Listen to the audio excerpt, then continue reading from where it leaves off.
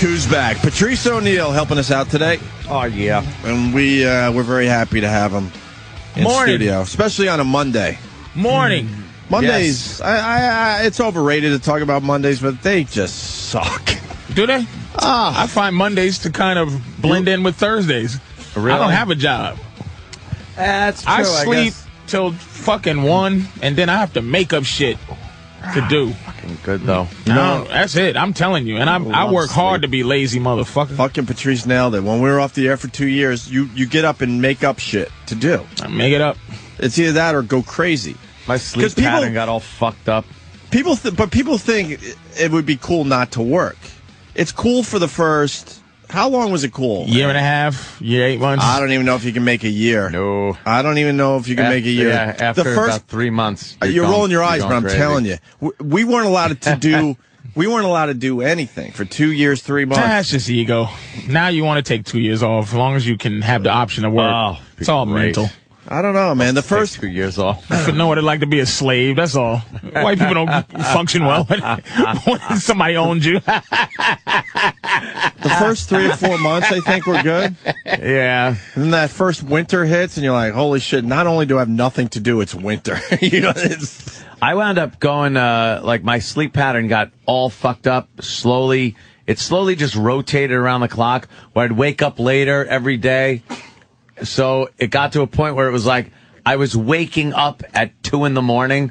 That was when my day started, at 2 a.m., and I would just sit and play video games, and that was my life. Mm-hmm. Video games and sleeping. I still don't time getting here. Hours. I don't time getting here. Steve, he's like, come in at whatever 7 or 8ish or whatever. I get up at 5:30 thinking that's.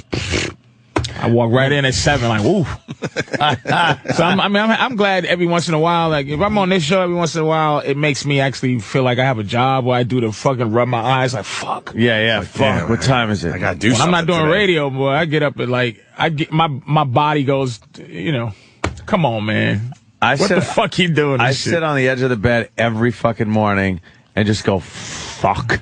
And I'm coming to a great gig where you come in and just fuck with shit. But getting up in the morning early stinks. Is that the toughest part of the job? Toughest part. I think so, too. Toughest part of any job is toughest part of comedy is going leaving my home and coming back to my home. But being there, actually waking up in a hotel and waiting to the show. Yeah. Yeah, no. When you're not into fucking vices like you used to be, where you just watch the movie. I want to buy a fucking metal detector. I've been thinking about that guy on the beach. I've been thinking about that because I daydreamed last night about. I gotta tell you, I daydreamed about hitting a lottery exactly for $270 million after tax. Like, I daydreamed about I just daydreamed about a good 2 hours. I couldn't sleep. It was just like, and it was so real. I got depressed and. Oh, what I would do? It was just amazing. Did you get all the when you daydream like that? Do you get like every detail's got to be right? Everything has to be how much I'm pay automatically. Yeah, a good 50 mil, bam, off the back. What I do is I fucking buy a nice car, really nice car. Drive, go get my mom's out of Boston. Yeah. Go to her job, tell her who you want to smack. Who do you want to smack? Purchase a gangster. One of my friends who fucking likes smacking people. Smack the shit out of whoever she wants smacked.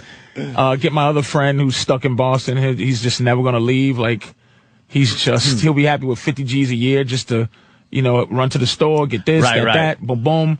Bam. Be a fucking. Give him $1 million check. I give him $1 million, but he doesn't know it's $1 million. Yeah. He just, it's $1 million spread out. You dole it out. Yeah, so he doesn't lose his mind. What is he doing in Boston? And he's a good friend of yours from the. Yeah, he's just what I would have been if I didn't do comedy. Fucking. What does he do though? He just kind of wheels and deals, He just there.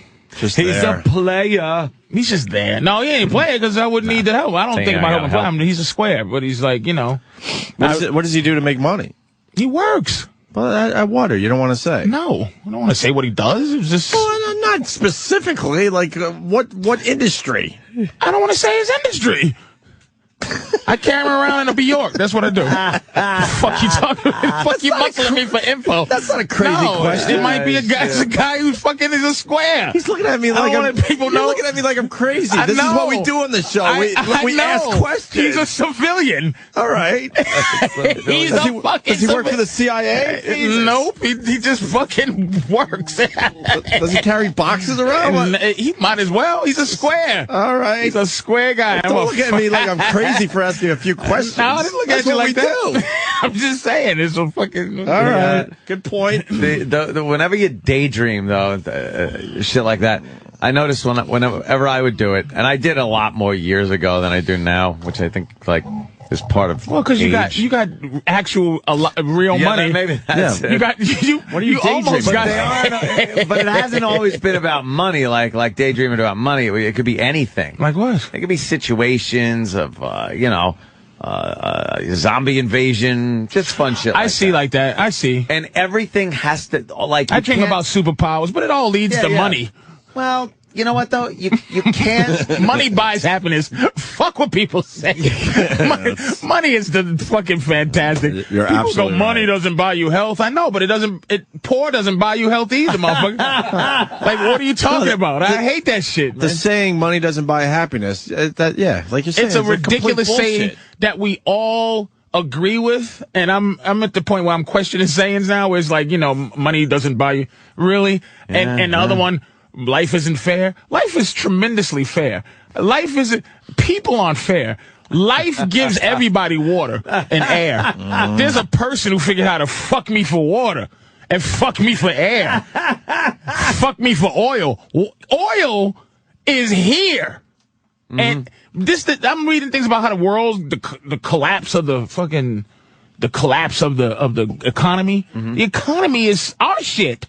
Yeah. Like, it doesn't mean that we all go into caveman. It means something happens where just a lot more of you and me get fucked. But there's somebody who makes money off that. The system is created. So it's like, so when people go, life isn't fair, life is fucking fantastic. Life's pretty fair. It is. It's just, you want more fucked up people to die early, though. Like to make you go, okay, life is, life deals out. Dealing out the justice. But shitty people live a long fucking time, man. Yeah. Fucking Dick Cheney won't die. Like, as a favor. They put something that looked like a fucking piece of plumbing that you saw at, like, a hardware store into his chest. He got a good valve, and he's alive now. It's not even a valve. They're now they got something hooked had to go directly to the bottom his of the heart. ventricle. Up into the top of his heart. He's Iron Man. They're blowing off the arteries completely at this point. Because they can't do bypass on him anymore because they used up all his veins. So now they're just putting in plumbing. And he can't do what he wasn't doing for the last 30 years anyway, which is move. So he's just now sitting there like Ironside. You know what you said? Where, like, just fucking chilling. But what you were just saying about, bad people can live for a long fucking time. That's what made me not believe in karma, by the way, is just so many kids just fucked over. Yeah. And just rich people get to relax. And that's why I go, karma can't be real. You know what I was watching last night? A special on, or a biography. They actually did an interview. This profiler sat down and did an interview with Joel Rifkin. Remember Joel Rifkin? Sure do. He was the guy from, was it Elmont or, Long Island, right? Yeah. Camera guy. I think Elmont, somewhere around there, on Long Island. And he would kill prostitutes. Oh. Killed like 20 of them. And you know what? The way you were saying that sounded like he was a good guy. Like, I didn't know who he was. It's like, okay, who's this guy? Fantastic gentleman, this man was. You know what? He didn't have a third name. That's what threw me off. It's usually Joel Rifkin. Joel Dewey Rifkin. And like they showed the older pictures of him when he was doing the murders, and then they had him now sitting there. He's just like an old guy. Really? Sitting there. Well, he's getting old. Mm-hmm. And in jail? Yeah, in jail. And then they're asking him, what do you do? He goes, well, I do this, I do that. He's in jail, enjoying his life in jail. No one fucks with him because he's old. Well, we talk about it. It becomes your life. Like, you think about these jail. These guys don't really suffer in jail. It just becomes their life. When you haven't been in jail, or you've been in jail for a short period of time, you don't understand, I guess, the mindset of being in there for, let's say, 25 years. After 5-6 years, you're probably going, this is my life. You do not. It does not rehabilitate you. It just makes you fucking. It's like it just becomes what it is. After the first second of going, all right, I'm not going to get stabbed to death or raped to death. Yeah. Right. But then you hear people going, I'd rather see him in prison rotting in prison. It's like, you know what? Not many of these guys TV. rot in prison. He's got a job. He's fucking talking, made friends. He's doing things. It's fucking prison. You're stuck in one place. A really nice TV, too, where you can see the tubes. Well, if you're able to...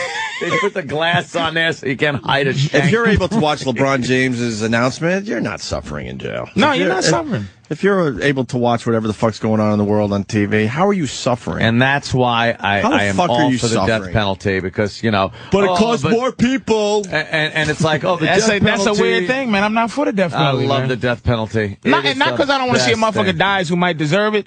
It's just the fact of, so I kill somebody, now who's killing me? Like...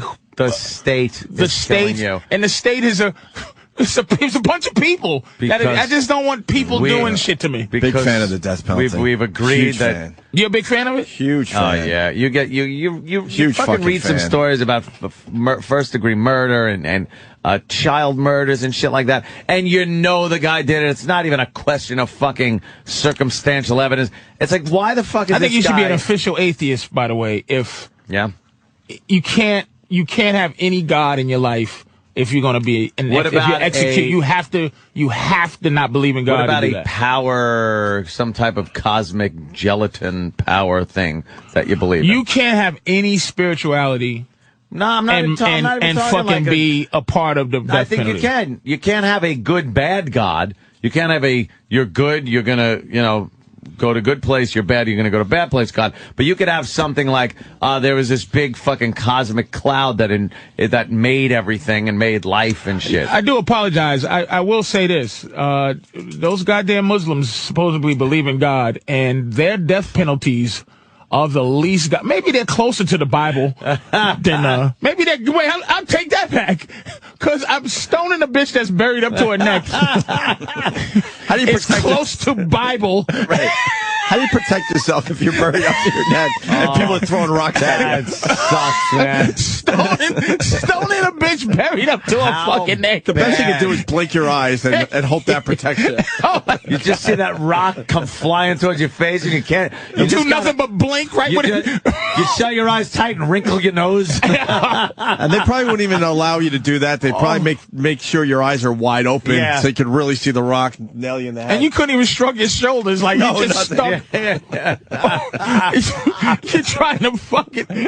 You've never seen how important lips are until somebody's trying to stone you buried up to your fucking... Try to push your cheek forward a little bit. As your sentence. Yeah. Like that, I guess... Look, I believe in... You know what? I like that shit, too. I like that shit, too. Why not? Some fucking child murderer. But it's so many mistakes. It's so many death penalty mistakes, man. It's just like, they find out a lot. Look in Detroit at some point, they had to let everybody off death row because it was so many people that were not supposed to be there after corruption and all that shit. They we got to let everybody off because no one's supposed to be here. So we got to just stop from right now. Yeah. No death penalty. I think it was Detroit because it was so corrupt. So that's what I'm saying. It's so final. A lot of people might not have deserved it. I mean, the Gary Gilway or Gilmore or whatever. There's some guys, if they did what they did. Yeah. Yeah, you can. I'm not against it on a level like, oh, poor guy. I'm against it that it might be some innocence. And who's killing you? If God was like, boom, no problem. That's why the appeals last so fucking long, though, to make sure, you're not killing some guy that didn't do the shit. And then you got guards doing the shit. You got regular people. Oh, shit. Hold on. Yeah. We got a guy that actually has 2 family members doing life and very pissed off at us. Renee? Hey, what's going on? Freaking Nancy Grace and James Blaze Mitchell over there. All right, shut up, girl name. Shut up, girl name Renee. You fucking girl name. Wait a minute. Wait, let me find out for a second. Hold on, Renee. So, Renee, are we all wrong or just these two? Well, obviously. No, actually, I think you're usually right, but these two idiots. Listen, I got these two pussies. All right, Susan, what? Wait, you have two family members that are doing life. Renee. Yeah, Renee. You lost Renee? I don't know. Where'd he go? Renee. Hey, you fucking fag. Renee. He's gone. That's it. Call back, Renee. Renee's probably a criminal because he has two fucking family members in jail. What's your brother's name? Charlotte? You fruit. Girly name. He has two family members doing life. Yeah, and he's mad at us. Holy shit. Yeah, this guy's a gangster. It's in his blood. Oh, fuck. Renee, call back. Leave Renee alone. Yeah. Because that's why a lot of people are dead, because they tease about those. And he wouldn't change his name either. He doesn't even have a nickname like Brutosaurus. It's like fucking, he actually called in as Renee. Renee. Call back. I want to make nice with Renee. Fucking crazy Renee. Don't take that call. This one? Oh, okay, I know why. Yeah. Really? Yeah, I don't want that wrecked. Yeah, that's true. You know, you're right. And it's going to happen. You're absolutely right. Where were we before Renee scared the shit out of us? We're just a death penalty. I mean, it's just, look, I'm not against that shit on a Oh, all right. How about this punishment level? Anthony in New York, he knows a little something about Charles Manson. How do you know something about Charles Manson? All right. Well, first off, hey, what's up, guys? First off, I got a good friend who was in the military, who did a tour in Iraq in 2003. So when he got back, he told me, well, as everybody knows, Charles Manson, you know, he's still alive. He avoided the death penalty, and I forget it, in like the 70s or something, because there was a certain clause. It was a rule in California. Yeah, we know. They repealed the death penalty. Simple as that. Okay, continue. They were going to kill him, and then, yeah. He got lucky. Here's the deal. I know y'all would think this is crazy. This is true, though. Right before we went to Iraq in 2003, they came to him. The CIA has started, like, operation, and they wanted to use him in Iraq. He had the opportunity to be free. And they came to him and said, you know, here's what we want you to do. What? We want you to go to Iraq and act as one of them, and, you know, I guess have him dress up in the clothes or whatever, and act as like an ambassador and try and get out Hussein. And they wanted to use him to talk to the people because, you know, he's a very smart man. He's got a crazy high IQ, and he speaks a lot of languages. They wanted to use him over there. Opie, did you get that baby carry thing as a gift, or did you have to buy it? It's a true story. Did you get it as a gift or have to buy it? Saddam Hussein? A guy has a gift. With his swastika cut in his head? It was behind Bush's back. They wanted to use him over there. Because he's stable, and he would do exactly what the government wants of him. We're not going to do it. Gotta turn off that awful music and play Helter Skelter. It's an operation that was starting. And we want you to do we just hang up on him? What do we do? Are you out of your fucking mind? Wait a minute, wait. Listen, you know I'm a conspiracy theorist. It's very interesting that he's saying this. I mean, it's possible, but it's a lot of... I mean, what is he goes over there and they tell him to pretend he's an Arab with that fucking voice he got? Yeah, what? They wanted to pretend he was an Arab, and they wanted to speak to all the Arab people in his language and get them to move or travel or... I'm gonna be honest, man. Guys with this accent I never seem to think they're crazy. They had a covered plan, I promise. I swear to God. I don't know if it's on documents because the whole thing was scrapped, but I got a good friend in the military. He's not a conspiracy theorist, but he told me that. He's got a good friend. Like, yeah, he said that would come out. This is the reason. I got nothing to lie about.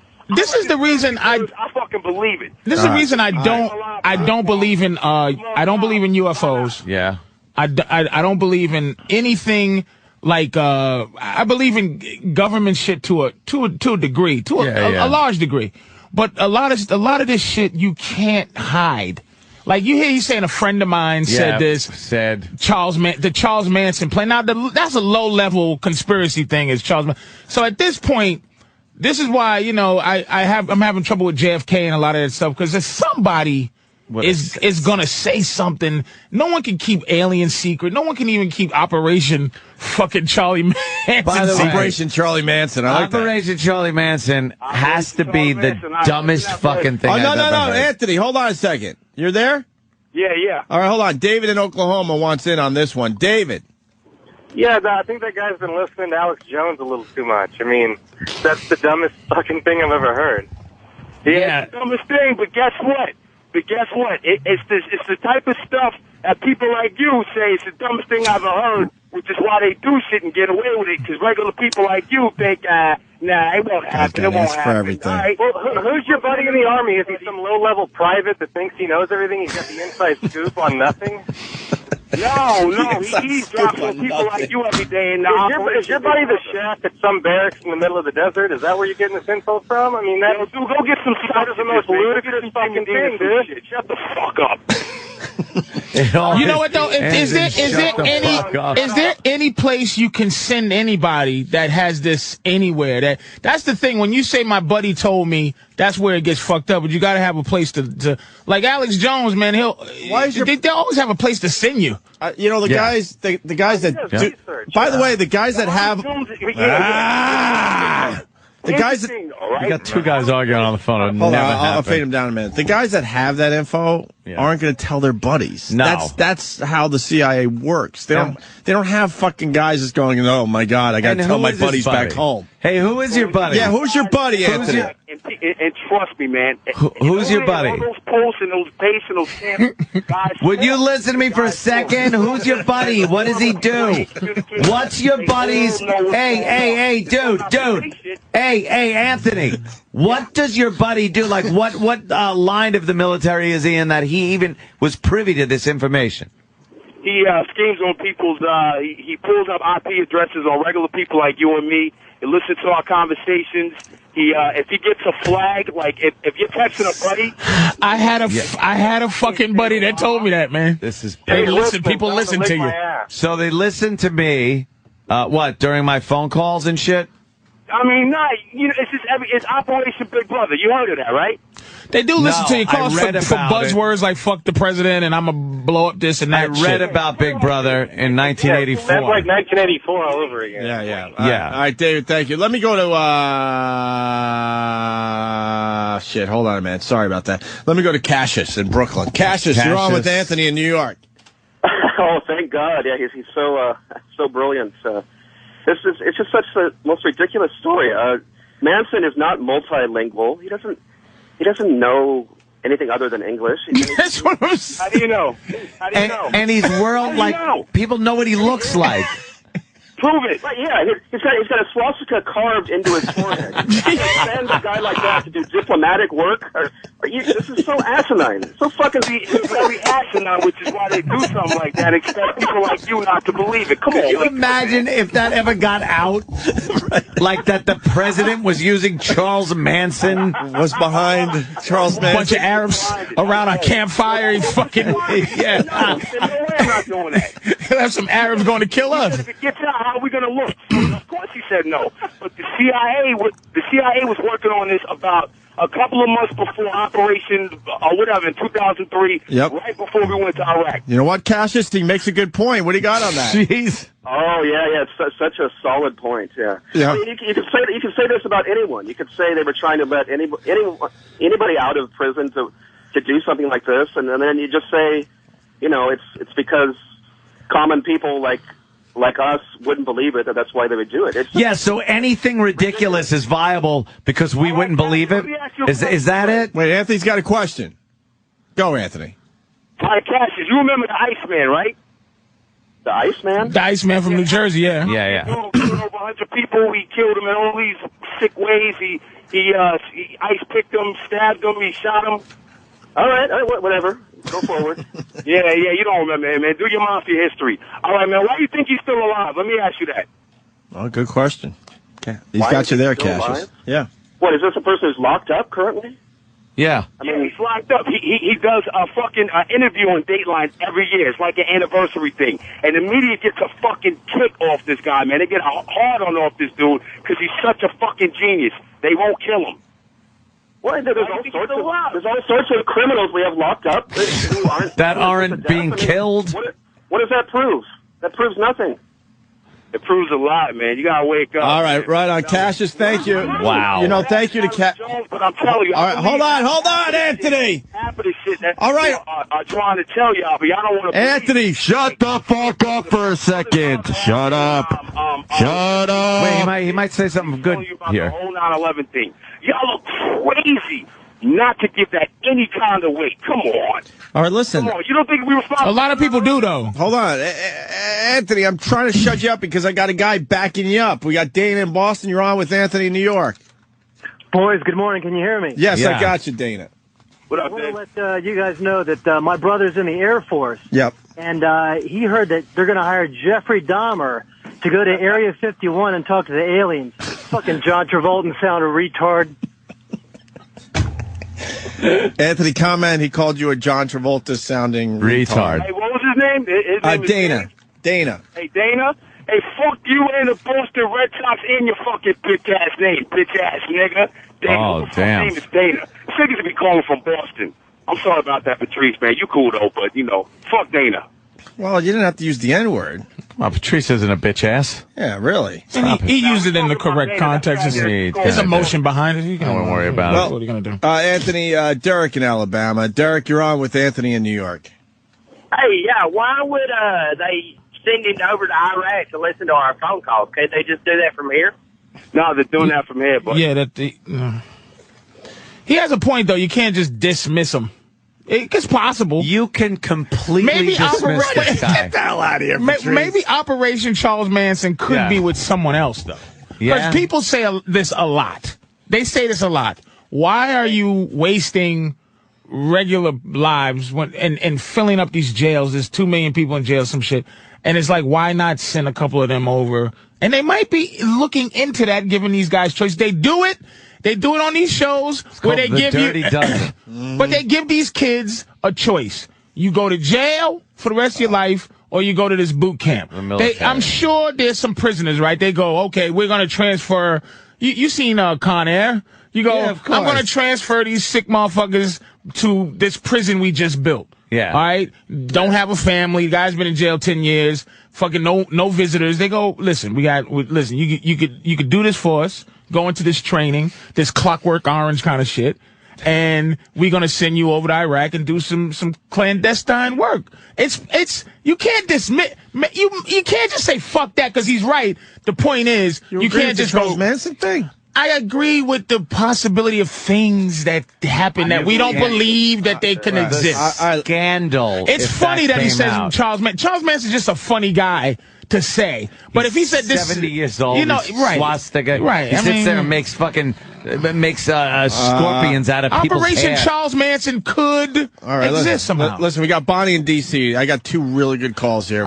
First one is Bonnie. Bonnie in D.C., go ahead. Hey, how come when the other guy, Cassius, called in and said, Charles Manson doesn't even speak a lot of English, has made a legitimate point, and this other dude, Anthony, his answer was, prove it, and that was it. Well, you prove something. You see what I'm saying? Yeah. It is, Anthony. You don't have any, you're not, it's hard to say. I mean, I've heard some things that make sense. A friend of mine told me why they have you bend down when planes crash and put your head between your knees. Yeah. It's so your neck cracks so you won't suffer. It makes sense. But he's like, hey, I got some information. I'm like, well, where you get that from? Because your friend told you it's gospel? Right, it's hard to... The only reason why I'd have the balls to call up and even and comment on that and say that is because, well, is my buddy who works in the military. He does the whole, the whole eavesdropping thing, like the whole, I'll put it like this. So he heard. Oh, man, the military picked the wrong guy to eavesdrop. This guy was going to tell everybody that he's the eavesdropper. Ooh, girl, you hear what happened? Right. Yeah. Now, I'm just going to make a quick point, and then I'll punch out, though. Hold on. You can't. Hold on. Before you make your quick point, Sea Wedge in Massachusetts, and then we'll end with you making your point. Go ahead, Sea Wedge. Hey, what's up, guys? Hey.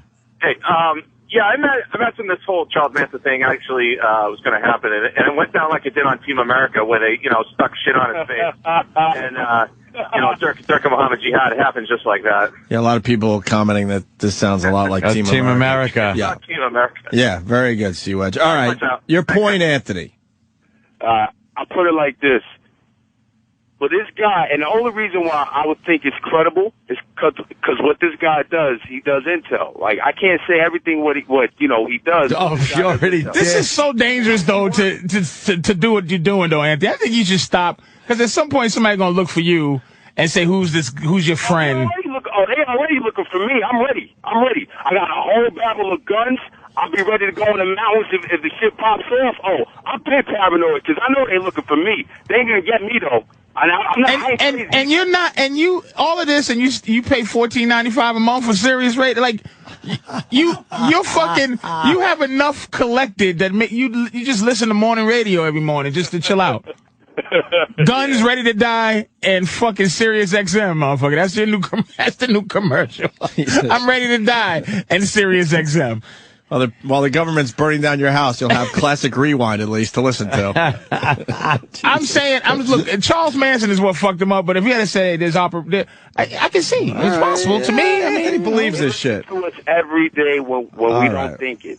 All these high-tech phones, the iPhones 4 and all this stuff, if you punch in the right word, it doesn't matter if you're on your internet, it doesn't matter if you're on your cell phone. Yeah. If you punch in a keyword, a flag comes up, and what they do is, it doesn't matter what base or where they at, but your IP address comes up, and they pull your IP address on your phone or your internet. You don't sound crazy to me, Anthony. I got my iPhone up right now. Okay, right. But the people that want to do harm to us, hold on. The people that want to do harm to us would speak in code. They wouldn't just fucking make it that blatant.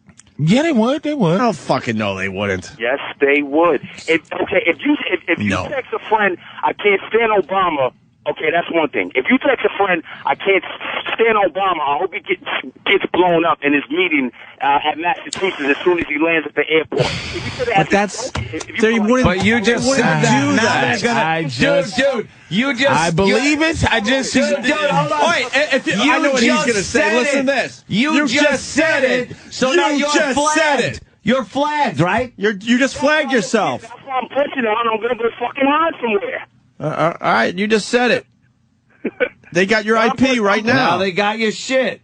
Yeah, they got me. But he just ruined his whole argument. Yeah, but he's not worried about it. That. He's ready to kill everybody. That's true. As he listens to fucking Asia. Jesus Christ, man. That guy is batshit crazy. Batshit crazy with this fucking... I don't think so.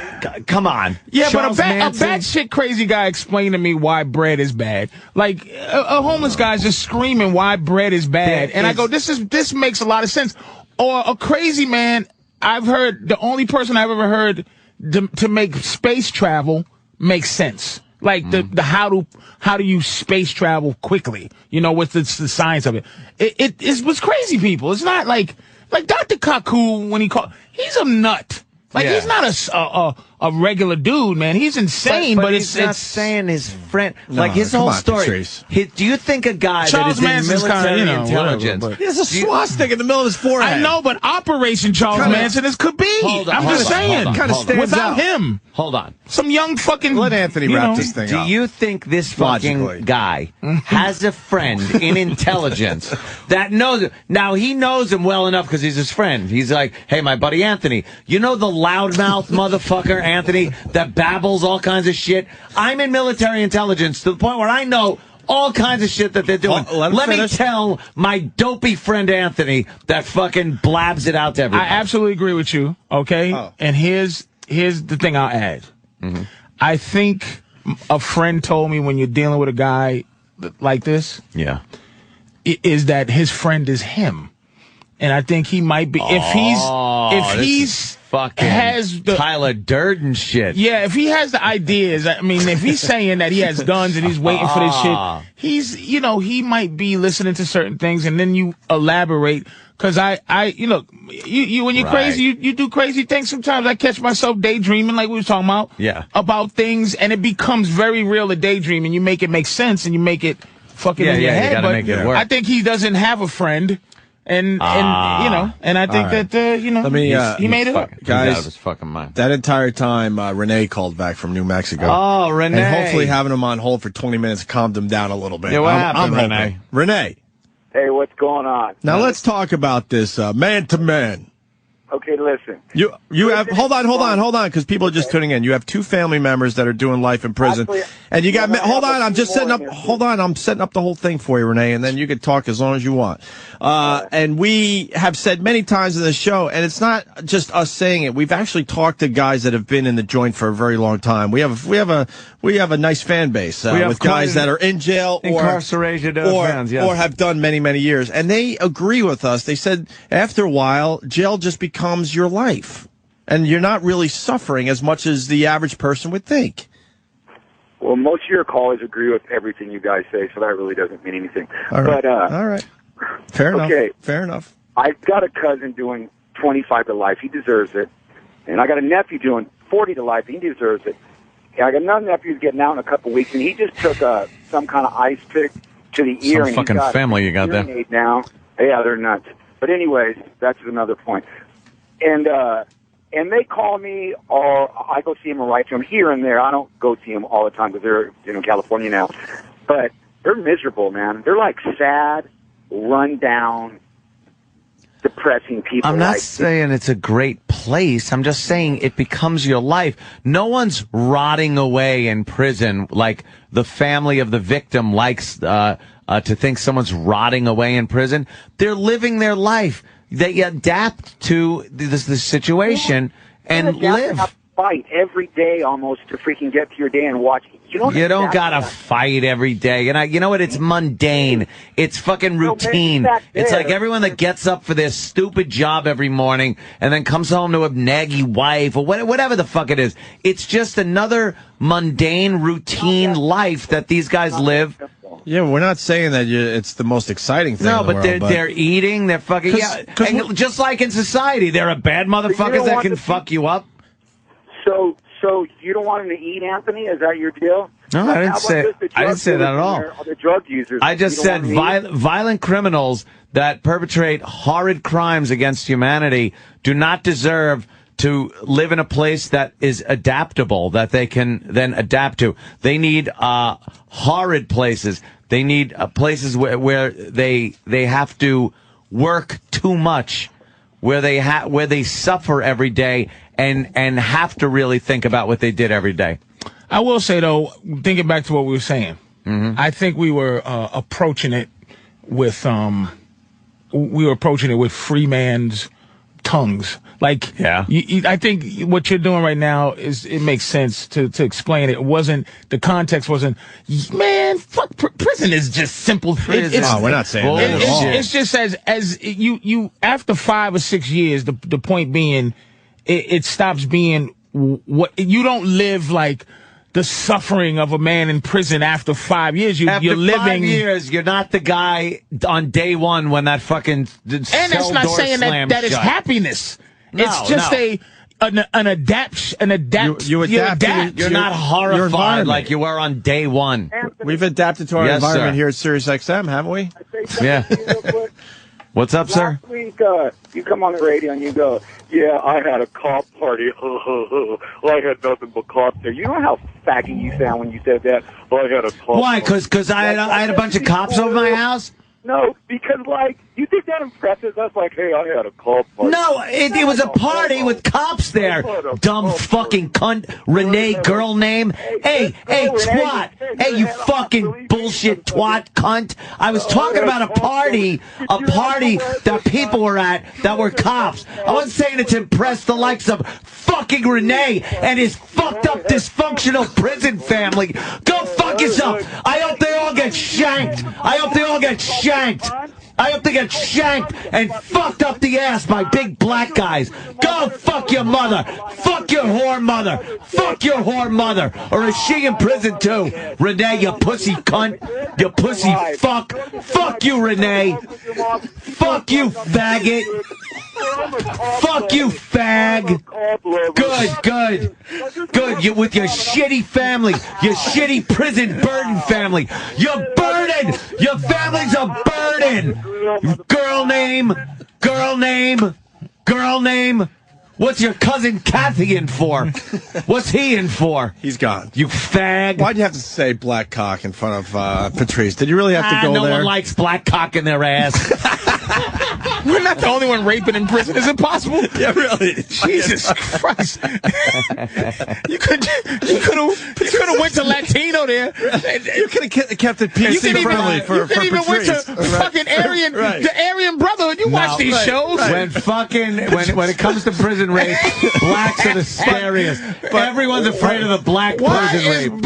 Black and rape is the going trend. No, it's just the big. Because you guys got the biggest image cock, of the big so cock. it would hurt any more. cock going in your ass in prison. Let me tell you something. The pinky rape gang is scary, nigga. Like anything that's trying to go in your ass against your will. The urologist gang is it's not fun either. You're right. Playing hard to get. I like that. But Anthony goes black cock, and Patrice just fucking throws his hands up in the air like, of course you had to go there. You just gotta go black cock. The sisters, thank you. What about the sisters? The sisters are badass. Yeah, you gotta watch that shit. What about the fucking sisters, man? I just want to say, a friend. I just want to say, Renee made some great points. I in his could be phone your call. friend. Opie is your friend. Renee's a faggot. Fuck that asshole and his dysfunctional burden prison family. With his fucking, this one's in for 25. He deserves it. And this one's in for 40 to life. He deserved it. Shut up. Tell us what they did then, you fucking savage family. How many listeners Asshole. of this show do you think don't like the show? Oh, a lot. And but listen. How many people work here don't like this show? He doesn't like you. He went to some other shit. There's a weird group you of... bug him. Patrice, I'll answer your question. There's a weird group of fans, I'll put in quotes, that just want to hate. They listen to hate. It's that like guy is really in a whole other category, though. I wish I knew what he was saying, but I couldn't let him get a word in. I had to talk about we're gonna have to horrible shit. Could someone go listen to the phone call? Because I think he probably said some horrible things. What was he trying to say to me? Some about I know you live and. Oh, was it? Yeah, I've been there already. Listen, I was at your party. I was at your party. Can we summarize? I mean, obviously, not everyone doing hard time in prison is.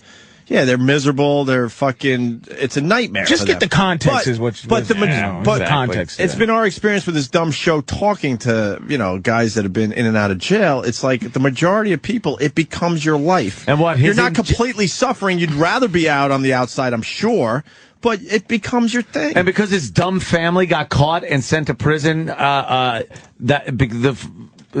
I'm friends with cops and have them over my house for a party is a problem with Renee. What the fuck was that about? But some people who aren't squares too, like jail comes with the territory, and it's like they're not afraid of. That's why you go back in and out. It's like once you're a person of the street, you get caught. What are you going to be when you come out? You're not. What are you going to make? $10,000 a year? What are you going to make? $30,000 a year? A regular guy who's a plumber, I guess plumbers make 60, maybe. You know what I mean? It's like he's used to that. He knows how to live like that, and he's going to live like that for his whole life. But a guy who does crime, and then you go to jail, you're not jail is not a deterrent after you're there. And steal somewhere else. Can I tag? What I'm saying is, Patrice, let me jump in here because you make a great point. And then on top of that, you get out of jail, and now it's on your record, so now you can't even get a legitimate job. You can't get a regular job. I'm thinking if you come out of jail and you got a record now, you should go to the top of the fucking list to be hired. Wow. Think about it, though. Because they make it even that's harder. A fucking great point, because as the fact being, they send you to jail to rehabilitate. They say you are now okay to go back in society. But you have the thing on your record. Nothing. But the only option is I'm going to either work at McDonald's where you can lie about working there. Like you can lie about your reference and lie about having a record. Yeah. Or to survive, you got to do some fucked up shit and go back. Any legitimate job, an employer is not going to hire you if you have that on your fucking record. So I'm thinking if you have that on your record, then that's the people you should be hiring. Because I think that's a fucking great point, it'll man. keep the streets a little safer. That's better than, I think that's higher than affirmative action. Really, I'm telling you, because a black person without a record, okay, has a better chance than anybody coming out of jail, and you're trying to do the right thing, and you're like, look, first you got a parole officer. When you're a ward of the state, I watch some of these things where you go on parole. If they gave me 10 years in prison, okay, I serve 3, and I do 7 years parole, I'd rather do the whole 10. I know that sounds fucking crazy. The whole 10 and not be a ward of the state. Wow. Because it's like having a master. The jail is already in your life. Now they constantly are on you about going back, and you got to report to this guy who can say, you know what, I'm going to fuck you on your piss test. I'm going to fuck you because you were late reporting to me. I'm going to put you back in jail for another year. Then you get out and you still got the whole 6 over your head. You can't leave the state. You can't do anything. You can't get a job. When you get out of jail, and if they say that you are fucking good enough to leave jail, they should make people fucking hire you. Or only have the ability to have the law enforcement check your record. Everybody else, you're a fucking free guy. Civilian or whatever. You're a civilian. Because why wouldn't you go back to doing street shit after you get out of jail? There's no choice. You don't have a choice. You want a murderer? Well, I'm working with your fucking. Obviously, my theory has some fucking holes in it, but I'm just saying it's not the craziest thing. But the state, it's like, look, I'm not saying don't let him out. You're saying he's a part of society now. Right. Don't let him out. Yeah, but you're part of society with consequences based on your fucking consequences? Your actions. But that's gonna come back to bite you because you went to jail was the fucking reason you went. Like the jail is supposed to be there for your rehabilitation. It's the purpose of going. You commit murder. I put you in. This is why I always said one thing. I don't agree with Michael Vick. I'm a dog lover. But the thing about Michael Vick going to jail and all these apologies that he had to do, jail is here, so you don't ever have to say I'm sorry. But there's shit that happens after you get out because you were in. What do you mean? What if I joined the KKK and then I'm not in the KKK anymore? Should people just be like, well, he's out now? No. That's the KKK isn't. But it's a repercussion based on what I did. This is all quote end quotes, okay? The state is saying to the society, we're taking him out of society. This guy gets life with no parole. We think what he did was so fucked up he can't. He's not good enough to come back with us. Yeah. The other guy is 10 years, 10 to 25. He gets or 25 to life, maybe 15 to life. 15 years, if we think in 15 years, if he's doing okay here, we're going to give him a chance in society. Okay? He has he now 10 to life, 25 to life. He has the rest of his life to be a ward of the state. Okay? He has to be on a straight and narrow. He goes into a fucking job. Okay? And he has a skill. Like, look, I think if he has a Wall Street skill, or if he has a fucking executive position skill, get this motherfucker an executive position job, even though he fucking committed the murder. Only because the state. Now, your Klan point don't make sense because you chose the Klan, then you chose leaving. But the Klan's not the state. But you chose the crime. Yeah, but people make mistakes. And you never made a fucking mistake. I made a mistake by joining the Klan. What happened? What big mistake you made in your life, man? Anything? Got married. Yeah, there's. But I mean. Okay, but you got married, all right? Now, you got married and the Jill situation that's documented, right? Not much the next bitch coming around, every bitch from there on judges what you are by the fact that you had 2 failed relationships. Well, now they judge you immediately based on that. That's true. I mean, it's like, it's unfair. Why is it unfair, though? Tell you the truth. Yeah, I'll even be honest with you. You lost your point. Why is it unfair? It's unfair because you want to check, but if you could never... I did it. If you could never get... That's not the point. Doesn't mean I'll never do it again. That's not the point. The point is the new girls, you never... And this is hypothetical to the hypotheticalness. You can't get another girl based on what you did with those other 2 relationships. Well, like the convict, you would have to rebuild your trust. And if you got to go out and work a shitty job and then work shitty job is fine, by the way. A shitty job is fine. Yeah. It's hard to get a shitty job. And if you're a felon, you can't get a shitty... Where do you go? Yeah, you can rebuild your trust. Good point. But that's what I'm saying. But right now, you don't. You could get pussy tomorrow. You could fix cars over there at Lundegaard's fucking... You can, but go over to Lundegaard's and go, hey. Fucking Shep Proudfoot. We can continue this after the break. That's fucking... Nope. Yo, don't know him, won't vouch for him. That's a great the fucking Fargo. Why do I know Fargo analogies? Fargo love rules. that fucking movie. Listen, Patrice O'Neill's going to be at the Miami Improv this weekend, Friday, Saturday, and Sunday. MiamiImprov.com for tickets, or follow Patrice on Twitter, Big Mama Prods. He'll tweet about his Miami shows, I'm sure. We'll go to break with this, and then... it's a Radisson, so it's pretty good. Yeah. And then we'll do something else. You should say the other guy.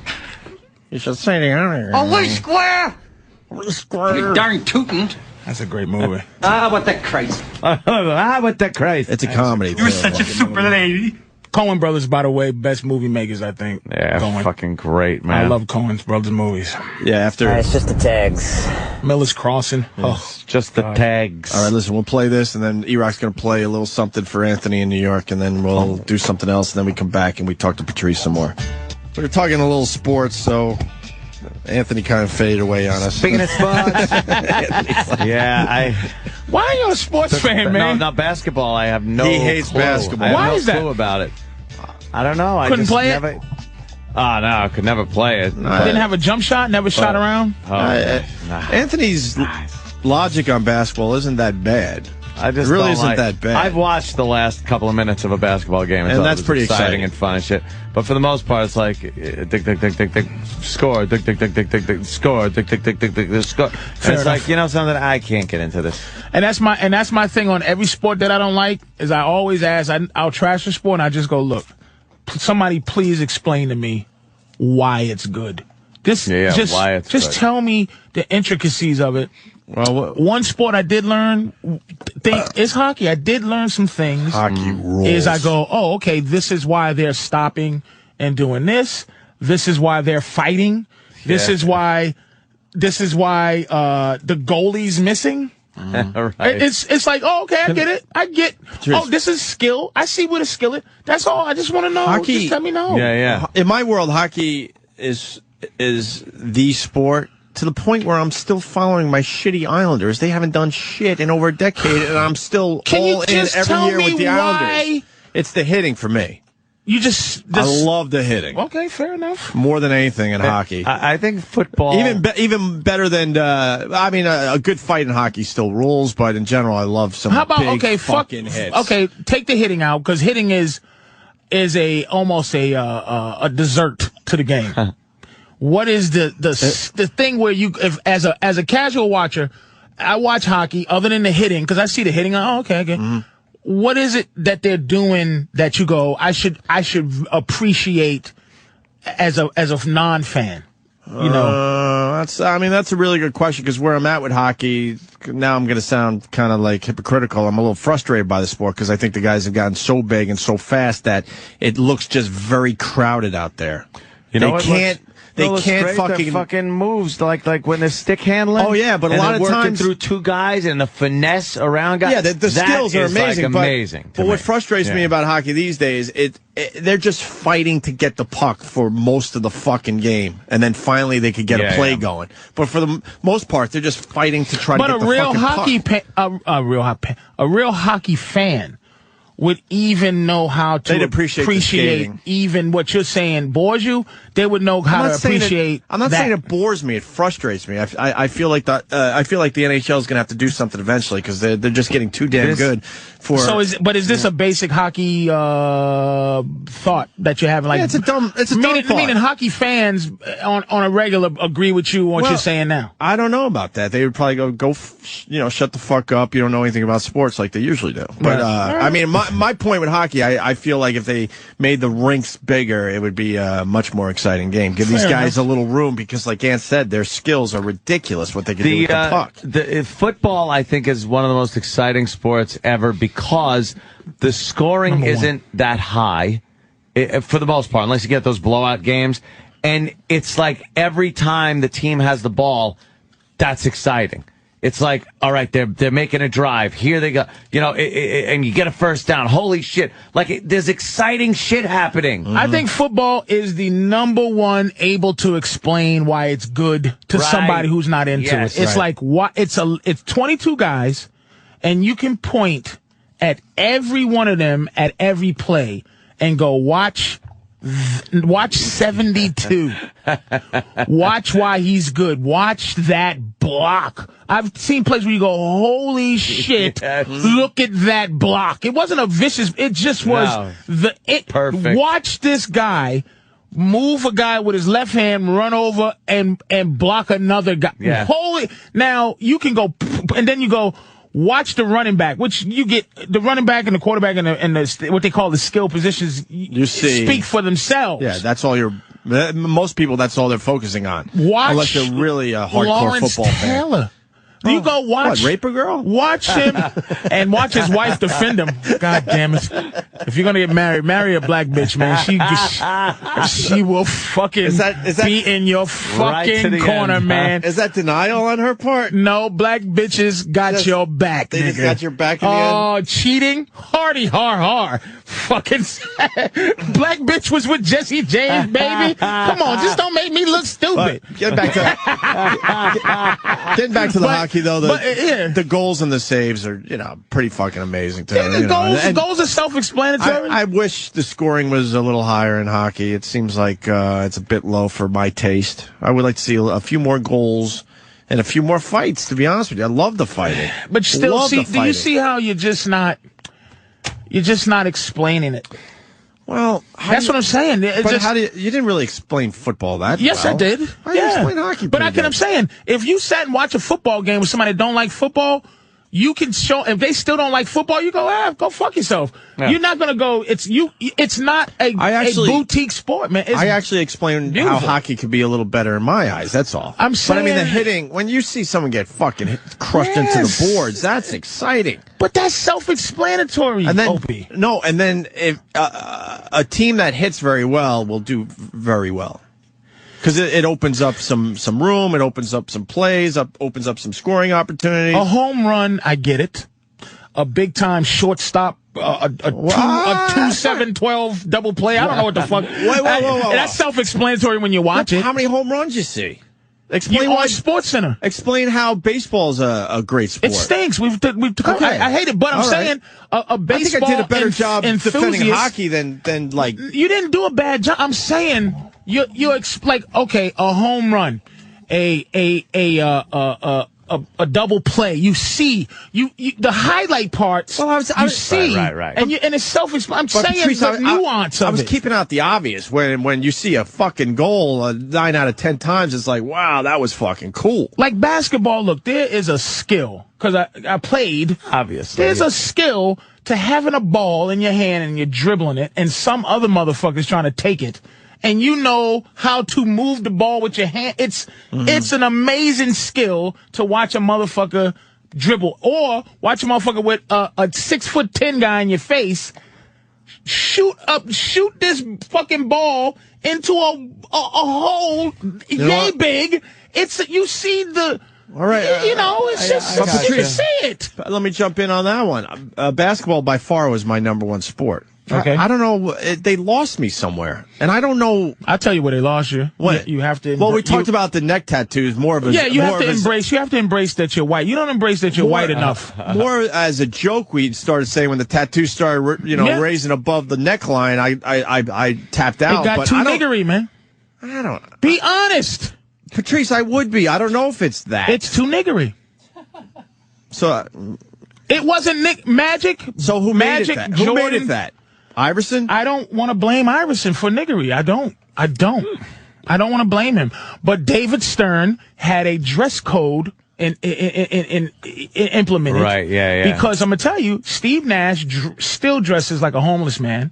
Dirk Nowitzki dresses like that dirty looking, that dirty, pressed on their face, white hair. Greasy guys. Sicking me. But it was made up for these gangsters. And I think the product is this. Not a lot of black people I love when, show up at the fucking game. It's a white little kid. White kids are there. And when you see this tatted up nigga trying to save the ball and he knocks your little white kid's popcorn out of his hand and he's just got his nigger sweat on your white kid. They're trying to, let's be honest. Look, you know what? Let's be fucking honest. You know what? This world is really fucked up because we don't even acknowledge it. Because I get to a Knick game maybe a couple times a year and you can't see a fucking black guy in the back. There's some black fans, but in the back. But Spike Lee's there, And you're trying to tell me if you go to Madison Square Garden and watch the Knicks, you would just assume that white people are the only ones that love basketball. And the NBA doesn't even want to acknowledge that that's a problem. That their biggest fan base aren't even going to the games because they probably can't afford it. They probably can't afford the tickets. Only when your team stinks. Oh, that's classic though. Then you get this honest. This is knocking over your kids' pop. This is the problem with fucking racial conversations, and I can feel a bunch of motherfuckers. Look. But I don't know. Just admit it. There's no other reason it would be bad to you except for it's a little bit niggery for you. I guess. And foreign. I get. There's no regular white boys playing basketball no more. Yeah, but how do I relate to hockey guys? They're all Canadian. Yeah, but they're regular white boys. Canada, so just because they're white, that I go, oh, okay. Yes. All right. Yes. And I'm gonna tell you, there's a lot of black guys playing hockey. If those black guys, there's like 7 or 8 now. They're moving up. That's a lot. It's noticeable. Comparatively speaking, sure, and but that's not a lot. To the fact that hockey is anti-black. It's just not meaning, wait, let me reiterate, meaning it's not a sport that black people... Why don't black people like hockey? It's, you know what it is? For the basic point, it's too expensive. Now, I know a white guy goes, cause you got weak ankles, nigga. Now, it's cold. Niggas don't like cold. They got weak ankles. It's an expensive sport. It's to play. It's a daddy. Obviously. It's a daddy sport. Yes, it's a daddy rinse the rink. It's a daddy buys $200-$300 skates. I guess that's the price of the stick. You're right. The fact that they have to get up at 5 a.m. But I never played hockey. Really, a little street hockey. Again. Street hockey. That's why you don't play hockey. You play basketball. Basketball is easy. A fucking hole. So is that why we like the sports we like? It's because we played them growing up and then. Absolutely. I mean? That's why kids in Brazil love. Why can't we like sports we never played though? We can, but you don't understand. I'm just asking a question. I don't know the answer. I'm saying we don't because the reason. Because if you look at hockey, it's a fucking cool sport to check out. Yes, you grew up on it. You can't play it unless you were raised playing hockey. And again, like Patrice said. That's a father thing. It's the equipment costs a lot. No, it's ridiculous. You don't just get a basketball and go to the fucking park and start shooting fucking at any time you want. Right, exactly. Ice is hard to come by. Yeah. I'll tell you this much, though. With the whole LeBron James thing, I'm back in. I want to see the Miami Heat lose fucking 50 games this year. Why is everybody just want to see him? It ain't gonna happen, dude. It ain't gonna happen. Everyone want to see him lose. But I'll tell you, I'm gonna tell you something. This is why somebody made a point. I don't know where, but if you made it, you made it. I forgot. But LeBron won 66 games without Dwayne Wade and Chris Bosh. Was it 66? 66. No, they didn't go 66 and 16. Yeah. I thought they won 61 61, 21. but the year before 66, they won 60 games. Oh, I see what you're saying. Okay. He's been a 60-game winner, and he went to the championship his second year without them. Mm-hmm. They're not losing 50 games. But when they lose the championship, that's going to be if they go, they're not going to fucking lose. I'm all in, though. I'm an NBA fan again, officially. I'm announcing it here. I will be watching a lot more games this year. This is a beastly team, man. Yeah, I understand. Beast. But it's going to happen to the Knicks. Me and Patrice were talking the other day. It's going to happen to the Knicks next year. Now the thing in the NBA is you have to build your super team. They're not going to get away with it. Dude, LeBron and these guys are not going to get away with this shit. Other teams are now figuring out how they build their super team. Well, to not make it racial once again, I'm telling you. The NBA will not allow it. The NBA will not allow niggas to run these are all white men. They're not going to let niggas get together and go and make decisions on what the fuck they're going to be doing. What if they're talking in code? Trust me. What if they're talking in code and they got the same agent? How does the NBA prevent that? How do they stop that? The teams. David Stern, what he is, people go, he's the commissioner, but what he is, he's the voice of the owners. He's the owner's boy.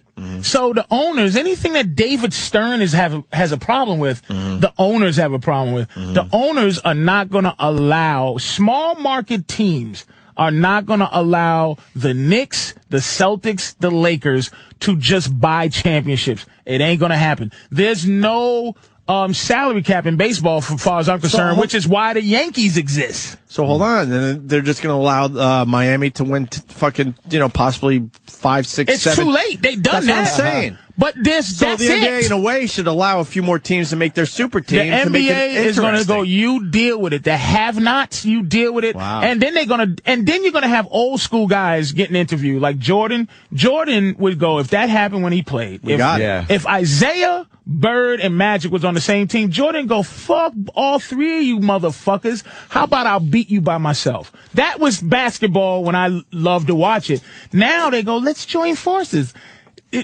Gangsters, there ain't three leaders. This ain't the Justice League of America, funny motherfucker. You should say that. Michael Jordan to NBC Sports, he said this very recently, over the weekend, I believe. I would have never, called up Larry, called up Magic, and said, "Hey, let's get together and play on one team." Things are different. I can't say that's a bad thing. That's the opportunity these kids have today. In all honesty, I was trying to beat those guys. I got to tell you, I think Michael Jordan follows Patrice on Twitter. Yeah, that's exactly this was what Patrice's whole argument. Everybody kind of was making that same argument. It's just that you look at Jordan. Jordan built a team around him. Right. And here's what they did. Jordan got so good that they knew, okay, if B.J. Armstrong, who was the point guard then, if he was fucking up, let's get another B.J. Armstrong dude that all he does is make jump shots. Well, Steve Kerr won a couple of championships because they know all we need if Jordan's on the court. If Jordan's not going to take the last shot, have a guy, once they collapse, kick it over, and your job, stupid, is to hit jump shots. What an amazing three-point shooter, huh? I'm telling you, dude. I don't understand the LeBron thing. We go around in circles. It's different. He was one lousy player away from winning championships for Cleveland. He could have won. He just was leaving. And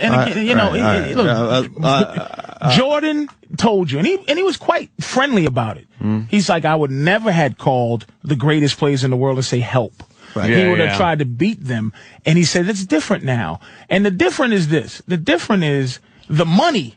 Right? Jordan never made $100 million contract. I don't think he's ever signed a $100 million contract. He made all his money from endorsements or whatever. But the free agent, I'm sure, look, the thing that sports people, I think, love about this LeBron thing is the idea that the players do have a little power. It gives you a little bit of like, wow, man, it's the OJ verdict. It's just, it gives you a little bit of pride that, a nigga beat the system, but now the system is going to have a nice boot on their neck. That's it. Let's say hi to Jason in Jersey. Jason, what am I doing wrong with the hockey thing with Patrice? Opie, I know you love your hockey, but Jesus, you got to do a little bit better job of getting at least a Massachusetts boy to like hockey. It's not that hard.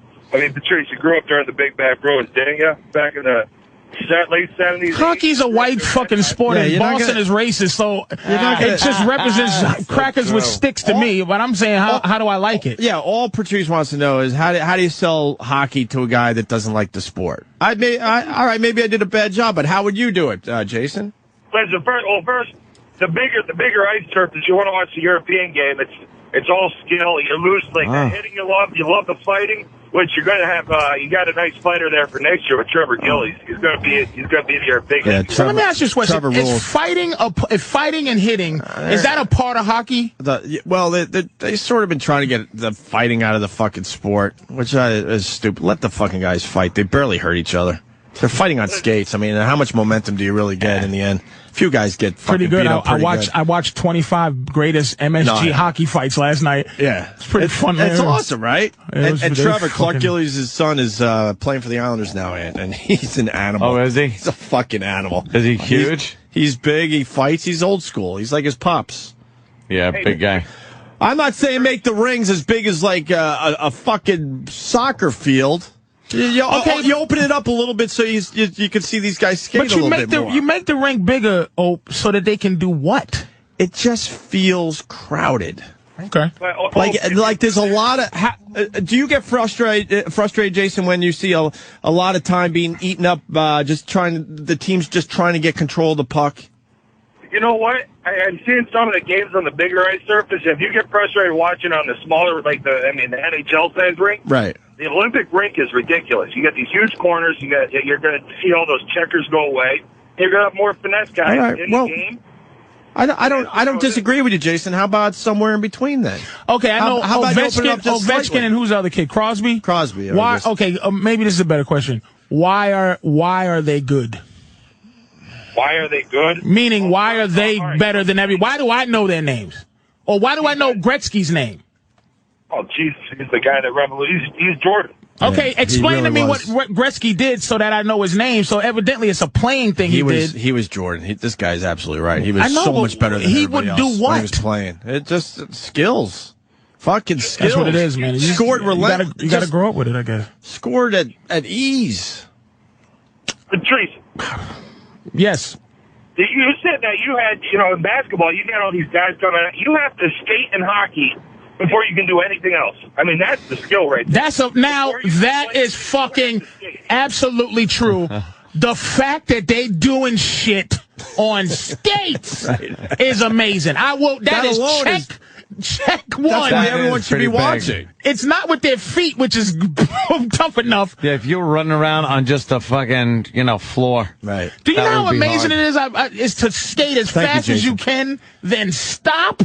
That's fucking. It is amazing. That's amazing. Hockey fans, check. Dude, getting back to Jordan. Dwayne Wade.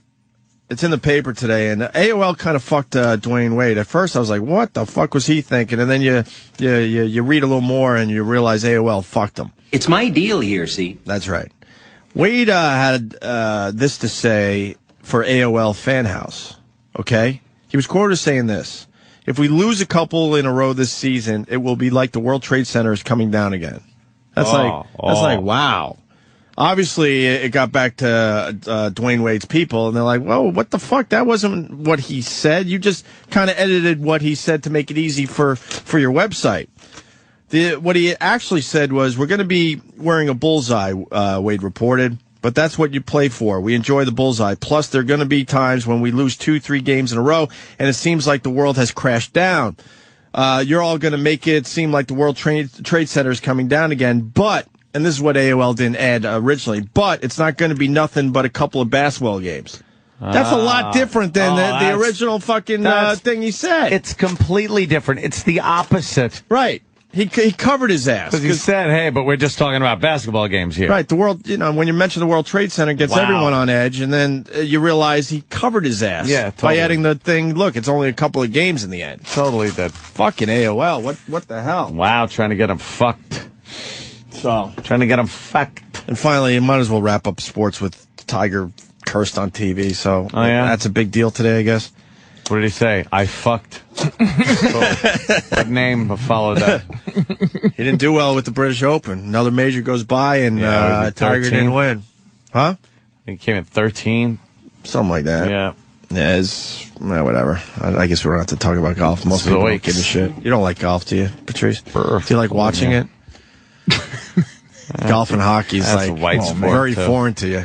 If I got any black card, I know you can't. You can't even. But a lot of black people are into golf now. Dude, who could afford to play golf growing up? But there's a lot of golf fans. It's just it's an old man's game too. I might get into it. Tiger made it a younger man's sport, but in general, it's still an old guy's sport, right? It's just But this is Tiger Woods from the British Open. Woods has missed that.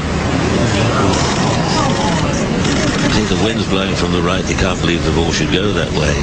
I think that they get to the situation where you're concerned about the wind, the strength of the wind. Is it going to affect the ball? You imagine it will, and then it doesn't, and then you don't strike it as firmly as you might do, and you miss.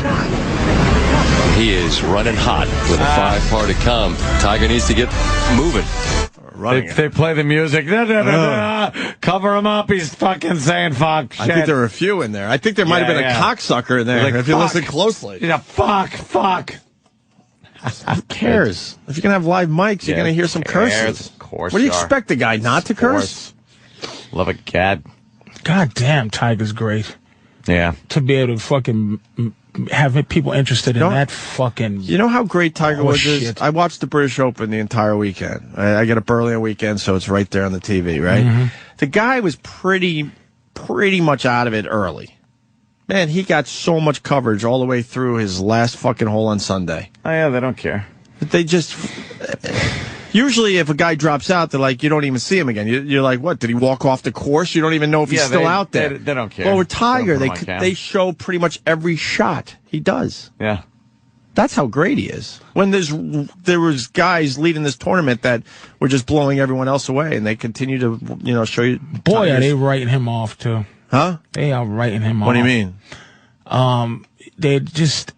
You could see the media or whatever you calling it. You could just see them devising a way to have everybody say "fuck Tiger," and the cheating thing has disappeared. But now it's here's where all the other greats failed, have fucked up, and he only has 5 years.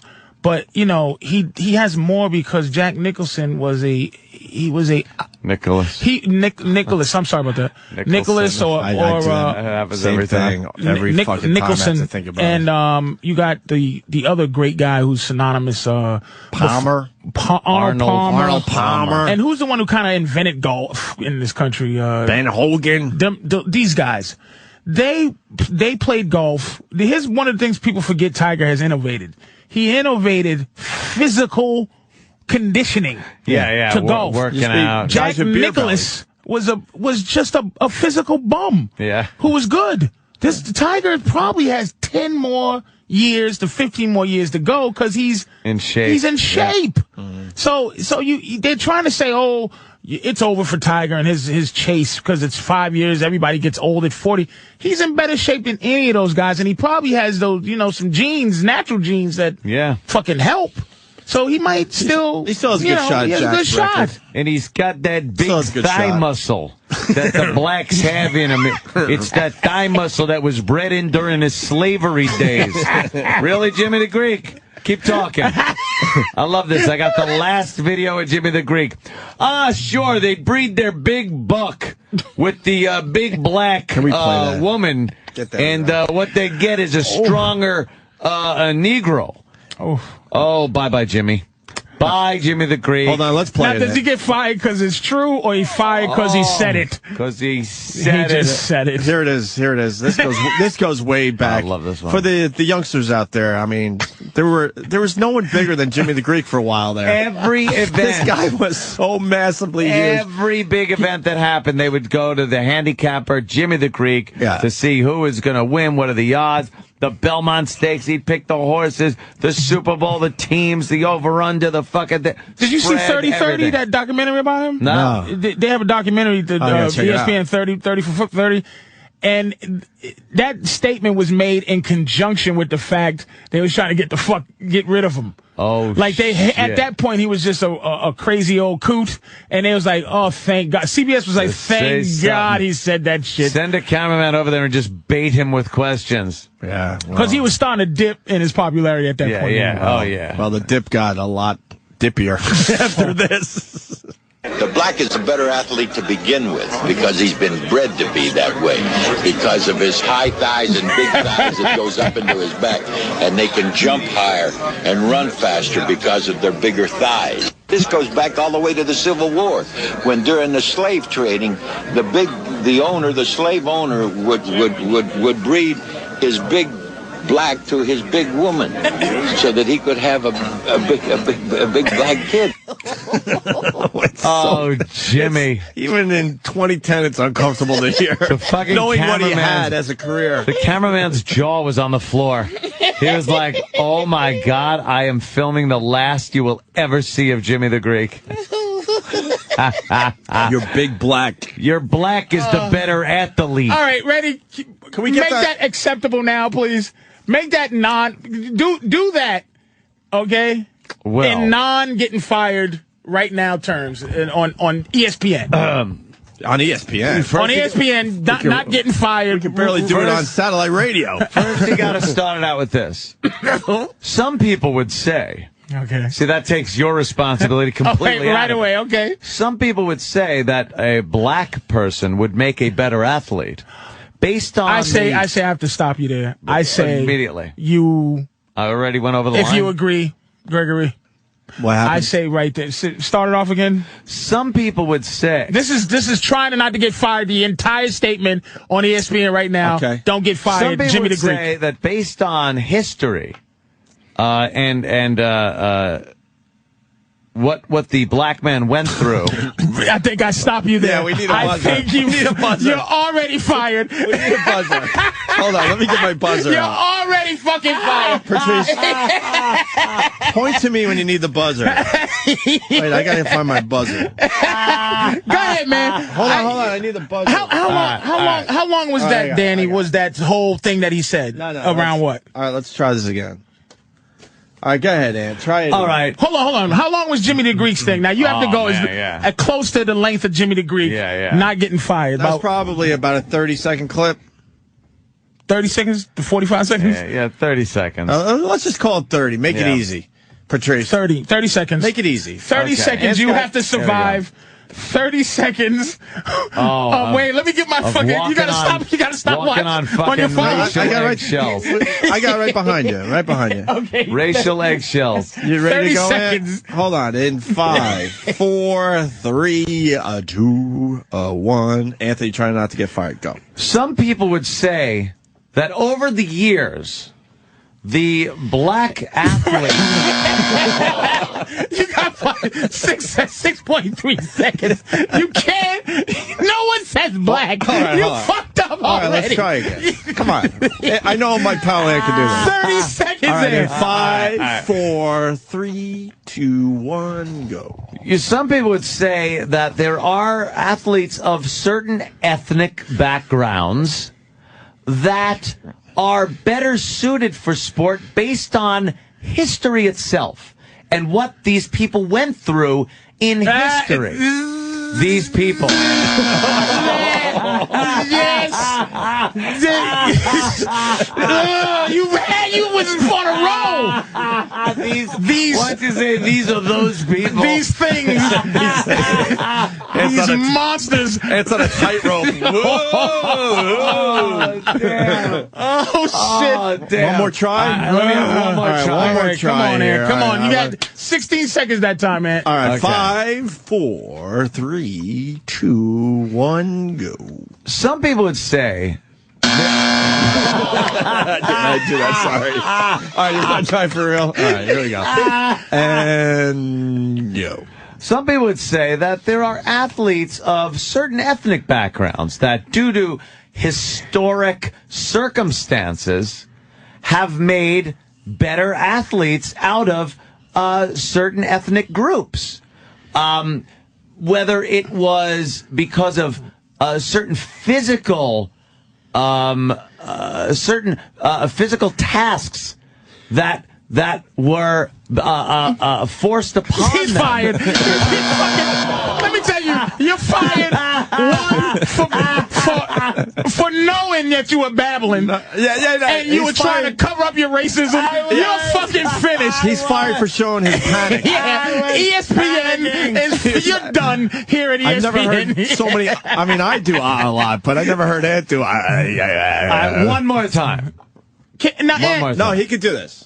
I got it. Jimmy the Greek's fucking spiel. Yeah. Without getting fired today. All right, here we go. Oh, hold on.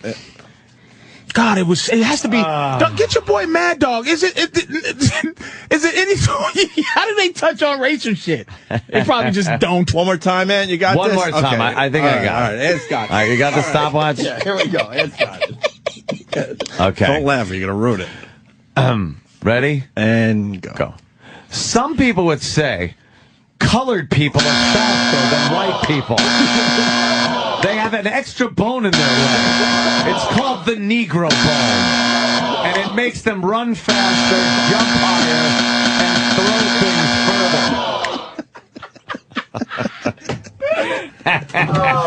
You want to do it with the beat, maybe? Maybe that's what you I mean. don't think I got those nigger elbows, boy, can they fucking throw?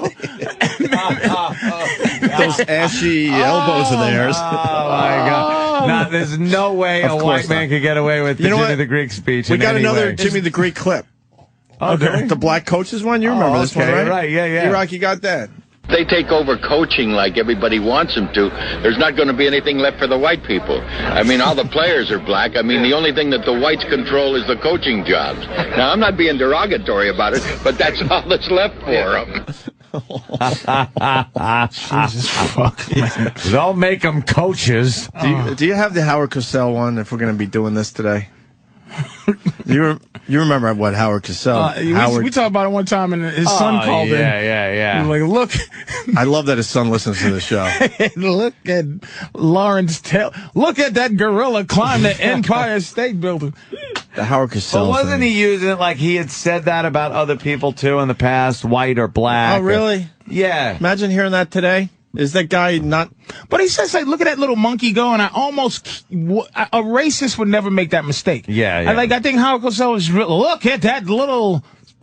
I think everybody... I don't think he got in trouble for it, right? It's just... a tad bit. But looking back now, you go, holy crap. But at the time, he got maybe a tiny bit. You wouldn't get the word monkey out. No. Yeah. Look at that, man. Boop. Well, we're sorry. We've interrupted our programming. And now you get in trouble on any... Look at that little squirrel. Look at that little roach. Well, what is that supposed to mean? You have to fucking... You know what?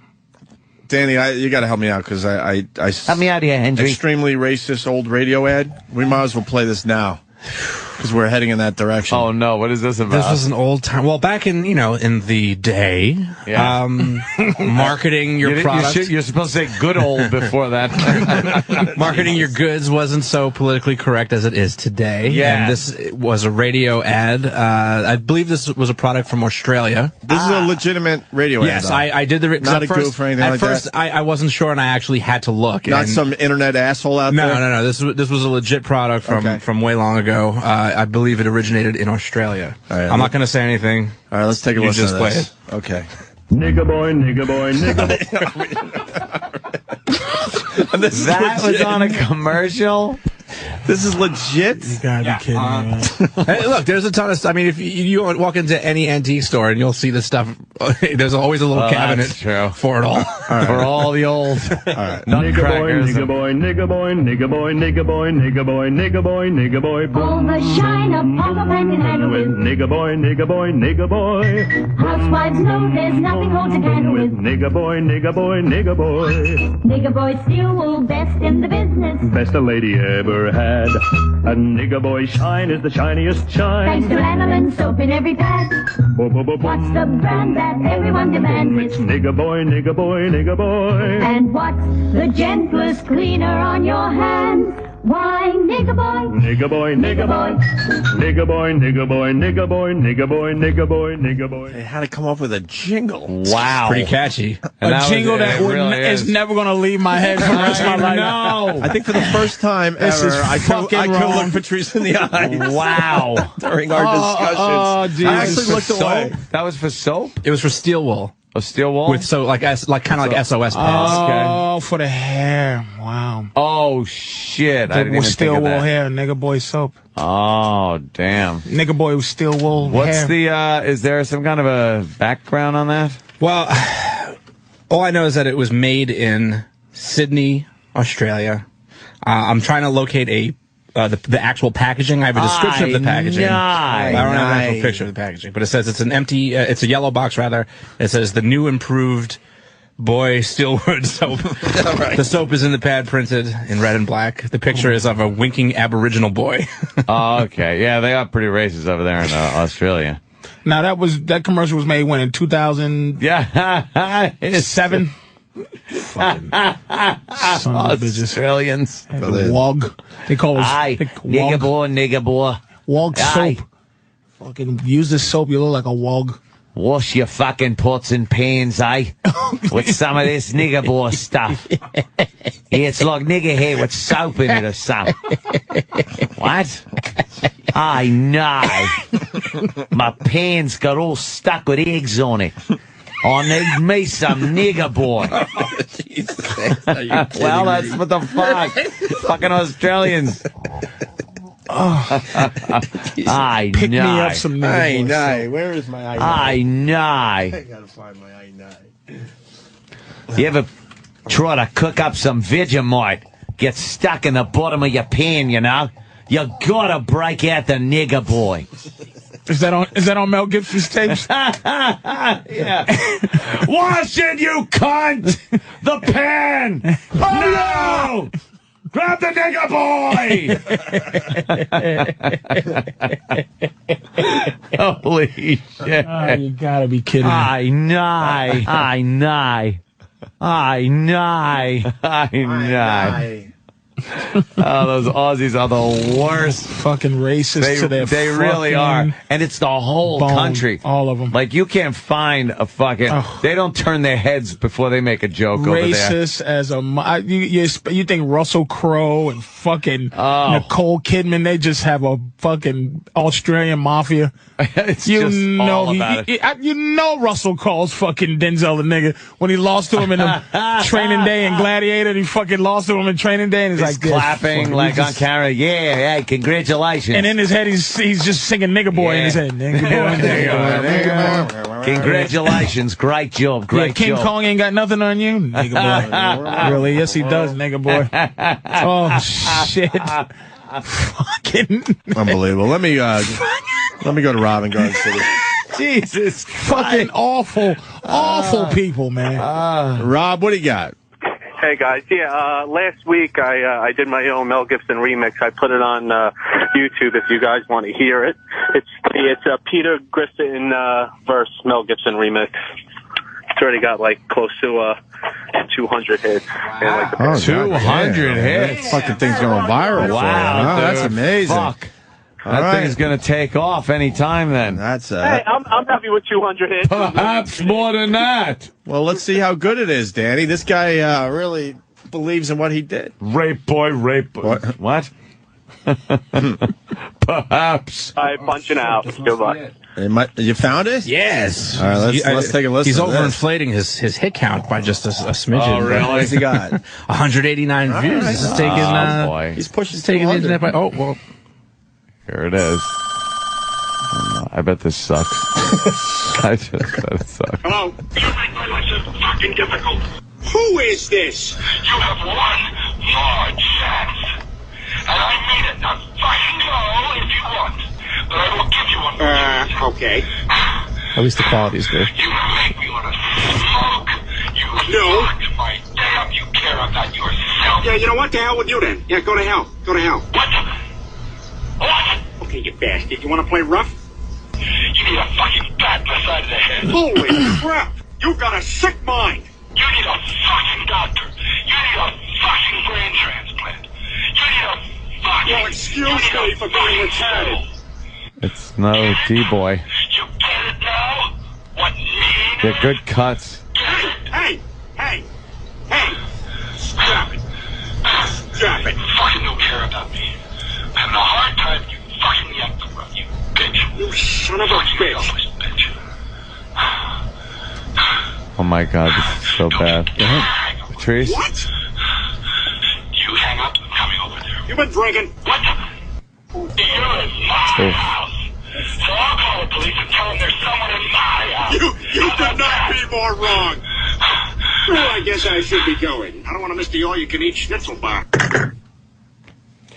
I'll tell you, dude, who the guy that just called, I'll tell you why this innately stinks. Yes, Patrice. I'll tell you why. And I'm not even, you listen to... It stinks so bad, it just ruined the last hour of great radio. I tell you why it Took stinks. it right out. Right. And you hate to just say somebody put their word.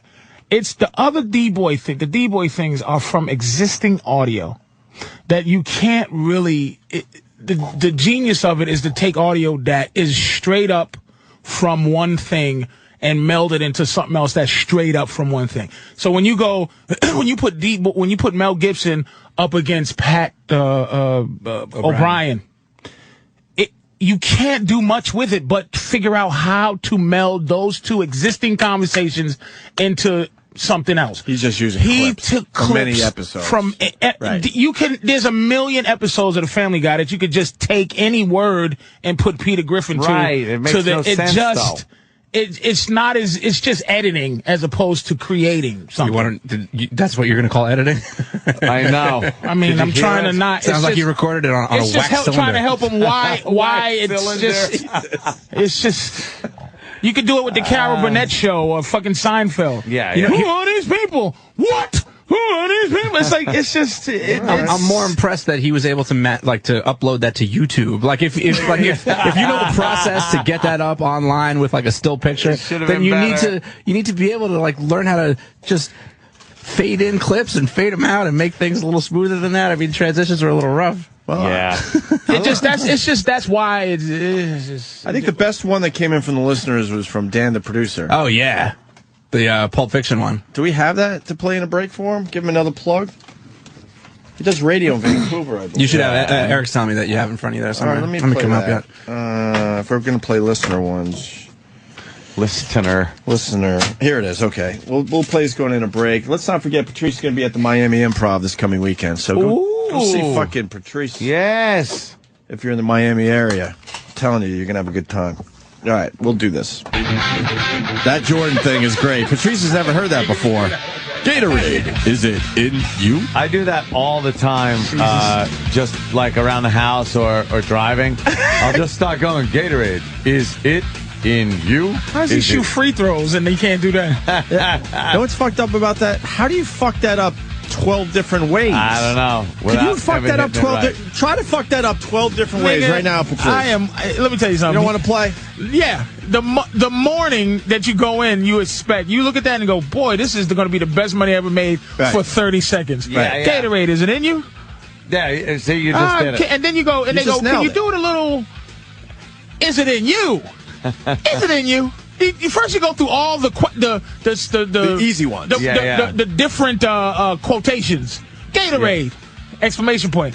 Is it in you? Question. Gatorade. Is it in you? Is it in you? Period. Gatorade. Is it in you? All right, that's 3 though. Gatorade. Is it in you? Is it in you? You sing it. Gatorade. It's how many times? Gatorade. Is it? Because he sound like he's. Is it in you? You just did 5, but he did another fucking 7. Shit. And then you start fucking up Gatorade. Gate. O-Raid. Gatorade. Gatorade. Gatorade. Is it in you? Gatorade is. So we shouldn't fault Michael Jordan? We should fault the people, the engineer? Yeah. In that situation? Yeah, you fault it for saying, you come in and they probably told, I've done this a million times where it's like, all right, give us another read. And, and you go, why? Why? One for safety. That's why one-camera shows, I love one-camera shows. I think they're the funniest shows, The Office and Larry Sand, all these one-camera shows. But the thing about one-camera shows is like, it's too long. Like, why 4,000 takes? You don't stop trying to fucking justify your existence. I'll never understand that. My philosophy is that's why you don't see a lot of great comedies anymore, because they're too busy fucking doing the scenes over and over and over again to make it look right.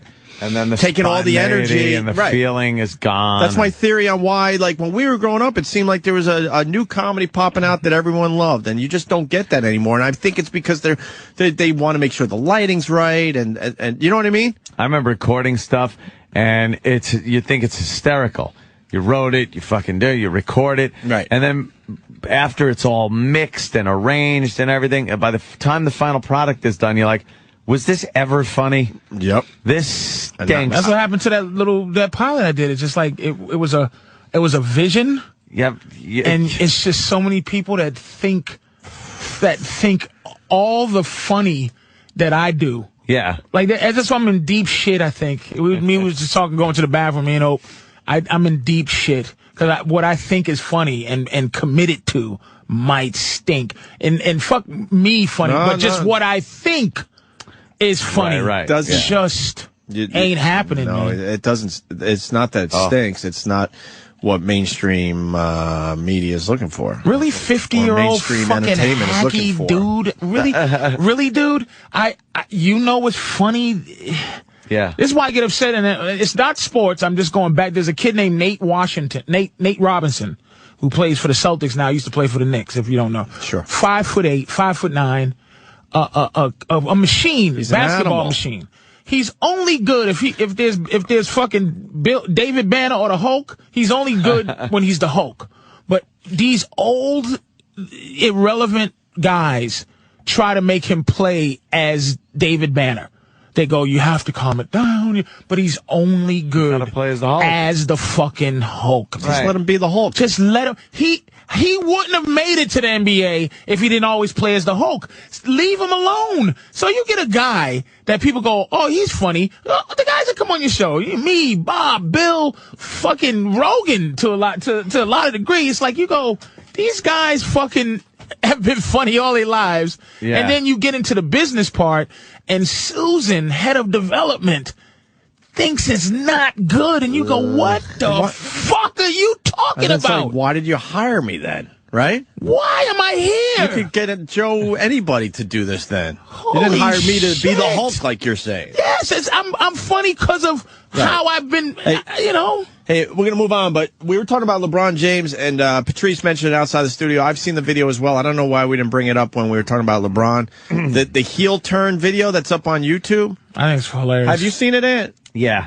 You I like? saw it when Patrice retweeted. Yeah. Oh, you saw it? You watched it? Oh, it yeah. made me laugh, man. It's just so goofy and dumb. It's Basically, it's a classic wrestling heel turn, but they fucking put like a LeBron James face on one of the dudes. It's cheesy, but it's so fucking It's funny. so cheesy, but it just works. At its cheesiness. It's like, oh my God, what is he doing? I got to get something out of the way. Happy birthday to you. Happy birthday to you. Happy birthday, dear Jimmy. Happy birthday to you. Yes. Mr. Shitty Chest. Out of all the days that it is Jimmy's birthday, today is legitimately Jimmy's birthday. How do we know for sure, though? What a gift I get. Robert Duvall photo on the way he was actually leaving. Well, I caught him going out the door. Get out. You got a picture with Robert Duvall for your birthday. He was walking out the door. Will that be your best birthday present today? No, it's a cool one, but I mean, I'm really glad I came in. Let me see it. Yeah, Jimmy just flew in from Montreal. And his... Let me say. He looks good as an old man. He must be 80 years old. Yeah. Let me see what Robert Duvall looks like now. He's not a fucking decrepit old man. He looks all right. You're out, Tom. Looks like a fisherman. If only he was in like one decent movie. He hasn't aged in He stopped after what, like Apocalypse Now? Has it been any since then? It was. he's been. He was in. He now plays loners now. Lonely old coots with a gun on the porch. Fucking or fucking. He's still a sheriff. He plays sheriff on Hallmark Channel movies and shit. But he's done enough where it's like he doesn't need to do anything gets a else. pass. He's great even in those horrible movies. They don't make a bad movie here and there, and he's always good, man. He got old young and just stayed old looking. He hasn't aged from that in 20 years. He still looks good. He still there looks are good. old Twilight Zones that he is in And that he's he old. looks old. Yep. He's Balding is a bald motherfucker. And just fucking. And you know he was like 23, just horseshoe bald. I think he deserves to be heard. The best use of his hands, any actor in history.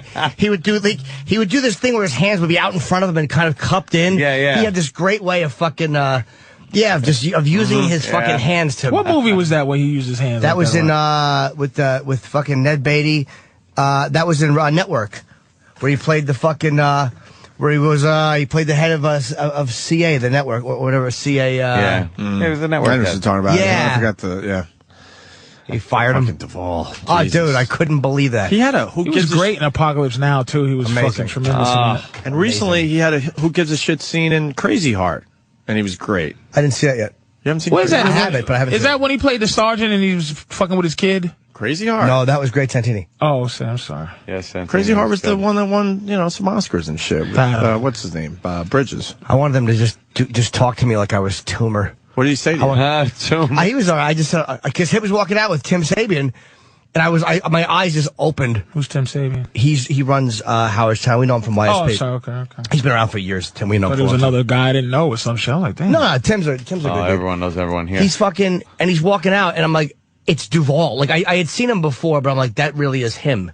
Yeah, and me and Kenny happened to walk through the fucking doors in reception, and there he was.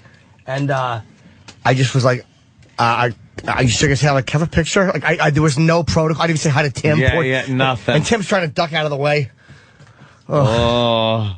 Hey, you got it. I don't know. It just, he goes, all right, man, just make it fast. It's not, and then there was no flash happening. And I'm like, Kenny, I'm gonna bite you. No. He told you to make it fast? No, but not like a dick. He's just like, all right, just make it fast. He's wants to get out of it. Robert Duvall? Yeah, but he wasn't being a jerk. He's just, he's old. He wants to go Make home. it fast, Lance. Yeah.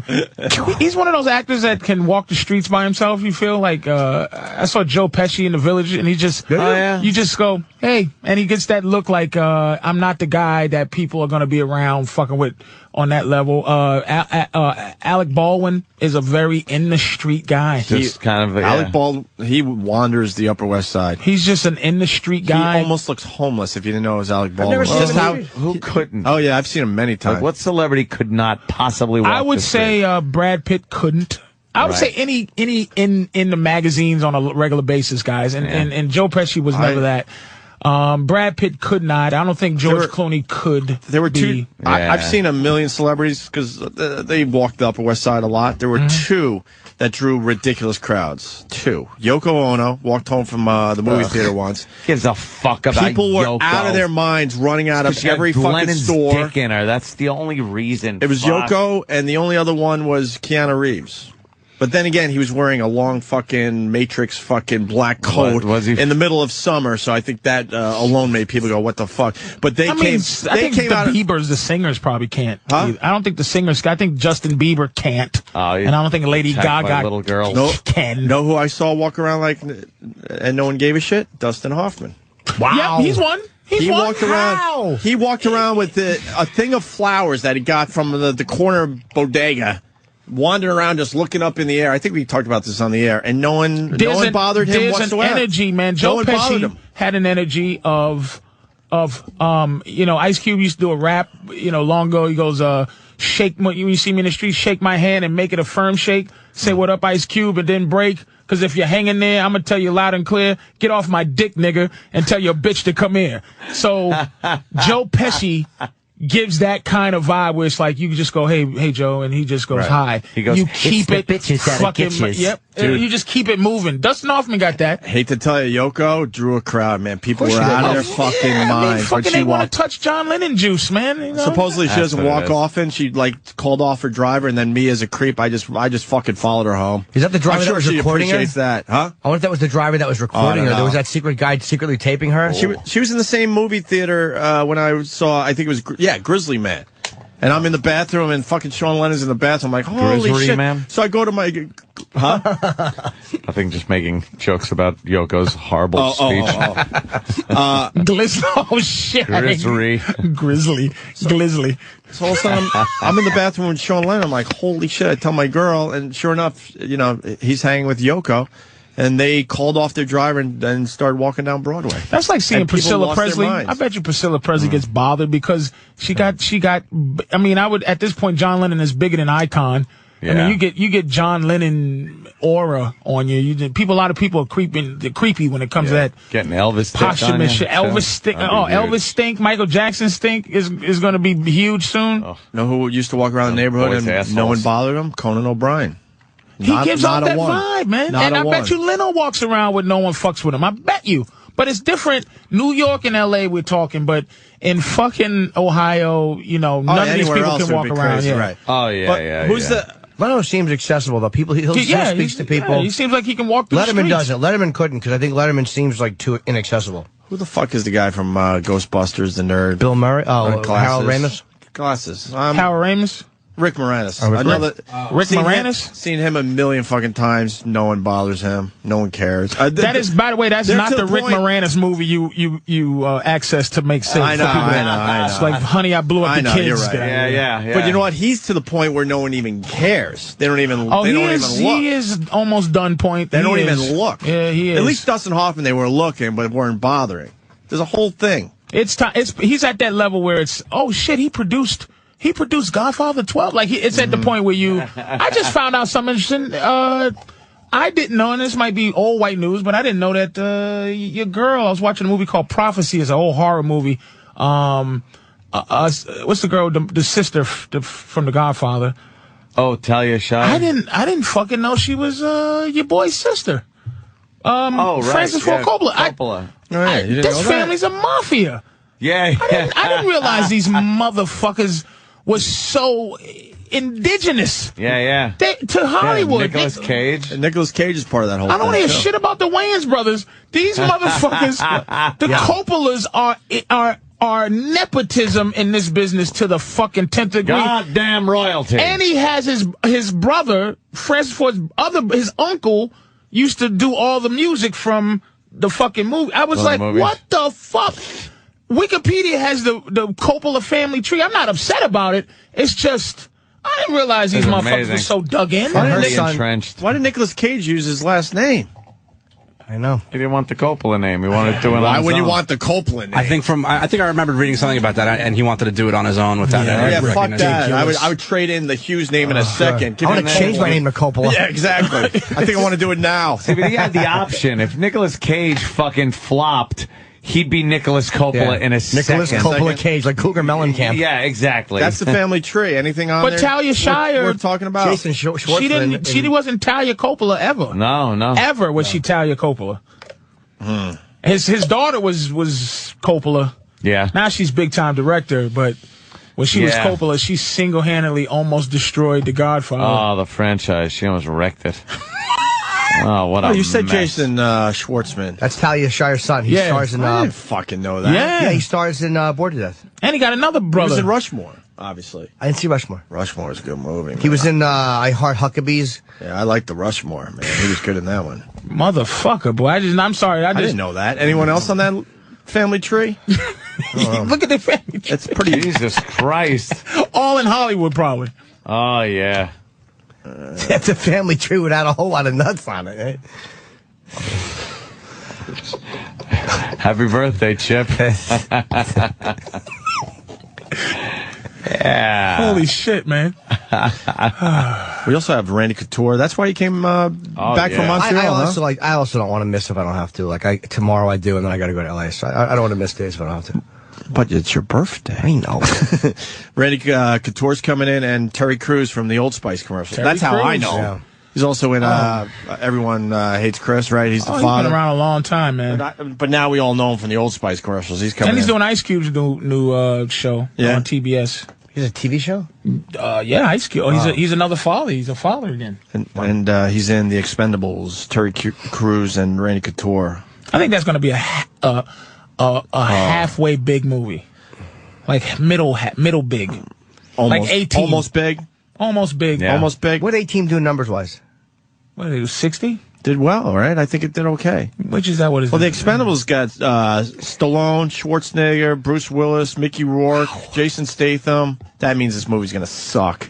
You don't like Jason Statham? No, not because of Jason Statham. There's too many big fucking names. Usually the movies with a lot of big names don't do well. I don't think they're as nostalgic as they think they are. I don't think they came together on this nostalgia kind of coming back thing. But I don't think that I think the only one that's nostalgic might be Schwarzenegger and Stallone, but the rest are pretty existing now. Dolph Lundgren, he's been doing movies.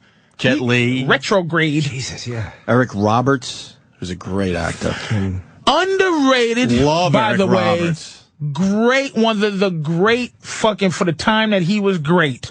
Should have been way bigger than he was. 10 minutes. What happened? Fuck. I don't know. He had Did he that do a hair drug lip thing or something? I don't know. Something happened with him. He should have been in a million great movies. Better than fucking. Better than Stacey Keach and Joaquin Phoenix, man. Oh yeah, Joaquin. Greatest hair lip actor of our time. Of our time. the greatest hair lip actor. Him and Star 80. Fucking Cheech. Doesn't even have It's a knuckle on his mouth. That's terrible. Fucking. I don't remember Star 80 anymore. Oh, haven't seen that movie Star in years. fucking 80. The thing he did with John Voight was the Runaway Train. I didn't know he had a hair lip. Oh, yeah. He was in got a hair lip. Pope of Greenwich Village. Pope of Greenwich Village. He was Charlie. They took my thumb. He was that guy. And Mickey Rourke, by the way, another guy that, but we know what happened to Mickey, but he's got a hair face. Oh, looks like Little Kim. Hey, did the Iron Man, the second movie, come out and I missed it? It made about good 300, 400, maybe more. Was it good? Or was it a bomb? People loved it. People loved it. It wasn't a bomb. What the fuck happened? You just missed it. Oh, I think I had a kid somewhere in there. Yeah, that might have done it. I'm finally coming out of the fog. I just realized I missed the Iron Man sequel. What the fuck? I hate how people go away and come back, though. Meaning, how they control that. It's like Mickey Rourke gone. Now he's back. He did The Wrestler, and now that fucking mashed up. No. Sin City. Sin City kind of brought him back a little bit. That was a while ago, too. Then he did The Wrestler, which super brought him back. Now he's like villains and movies. But he was playing himself in The Wrestler. Was that impressive? It was a great movie. It's very hard to play yourself, I think. Still okay if you play yourself, yeah. I saw a movie called Rampage over the weekend. Who was in that? It was like fucked up. I don't know. There's like no people I've ever seen in it. But it's this young guy, and he just he's like just inundated every day by the news and the horribleness and everything, and he just fucking puts on this armored goddamn bulletproof suit and goes out and fucks up his hometown. Is it like falling down? It's like falling down, but Taxi Driver, man. On crack. More on crack. Yeah. 80 times more violent and heinous. And anything. Like there's one scene where he's standing there and he's got two like Uzis and this complete fucking suit where cops can just shoot at him. Is this a made for DVD thing? I don't know where the fuck it came from. I never heard of it. Pay-per-view. I think the same guy did the Chronicles of Jerry Sherbert. Jerry Sherbert. It's just a bad name for a movie. Of course it is. That's horrible. Well, why don't we know this movie? He walks up to this chick. Are you a violent movie enjoyer? I love that shit. Please watch the newest Punisher.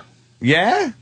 Punisher? The newest Punisher, Warzone. I like Enjoy the newest Punisher. Yeah. If you like violence, fantastically violent. Rampage? Can't find it? Well, we find IMDb? the Rampage, but not Rampage the movie. You got to put Rampage like 2010. When did they make it? This fucking chick, it's new, is cowering in a corner because they've told everybody that this guy's like fucking this town up, and she's cowering in this corner, and the guy just kind of loads his gun up and goes, "Oh, hey, hi." Okay, I'm looking at the trailer. Yeah, pretty bad, huh? He already just shoots her in the face. He already has indie hair. Yeah. He has independent film hair. This means it might be good. Why haven't we heard this? So precious, aren't we?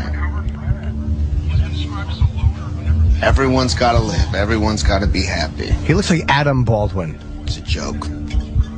It's an absolute joke. You think people are equal? They're not. They're not.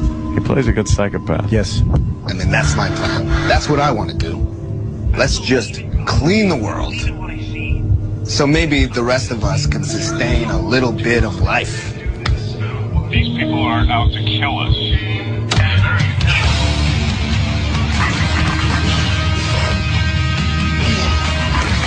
I just got a montage thing happening here. Yeah, a little Thank you. working out. He puts his fucking shit together. Gets his guns and just fucking Sculpting, finger painting. The end of all time. And there's no chance we can survive. People are out to kill us. My name is Evan. Do you have any thoughts? The violence is amazing. It just shoots the shit out of people. With no mercy.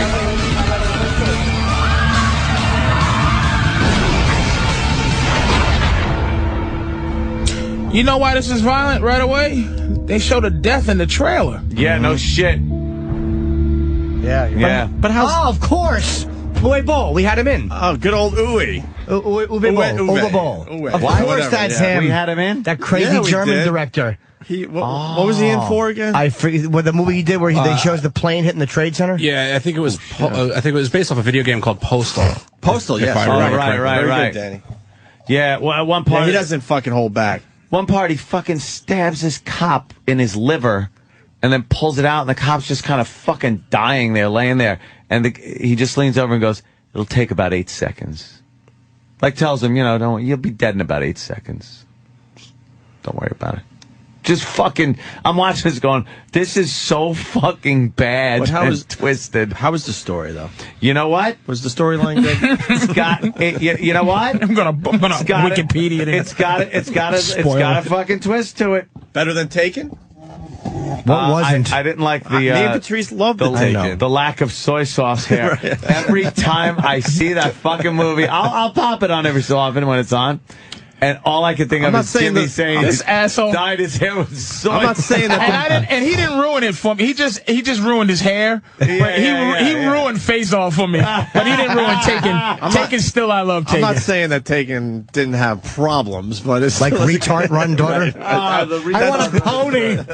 Jesus, I gotta watch fucking Rampage. No wonder though, it'll never be big. No, because of society now and society. And Uwe Boll, however you say his name, makes really controversial flicks, that guy. Yeah. Sure does. Hey, Danny, can you find the scene he did where there's a window washer and a plane is head? It wasn't the Trade Center. It was just a window washer.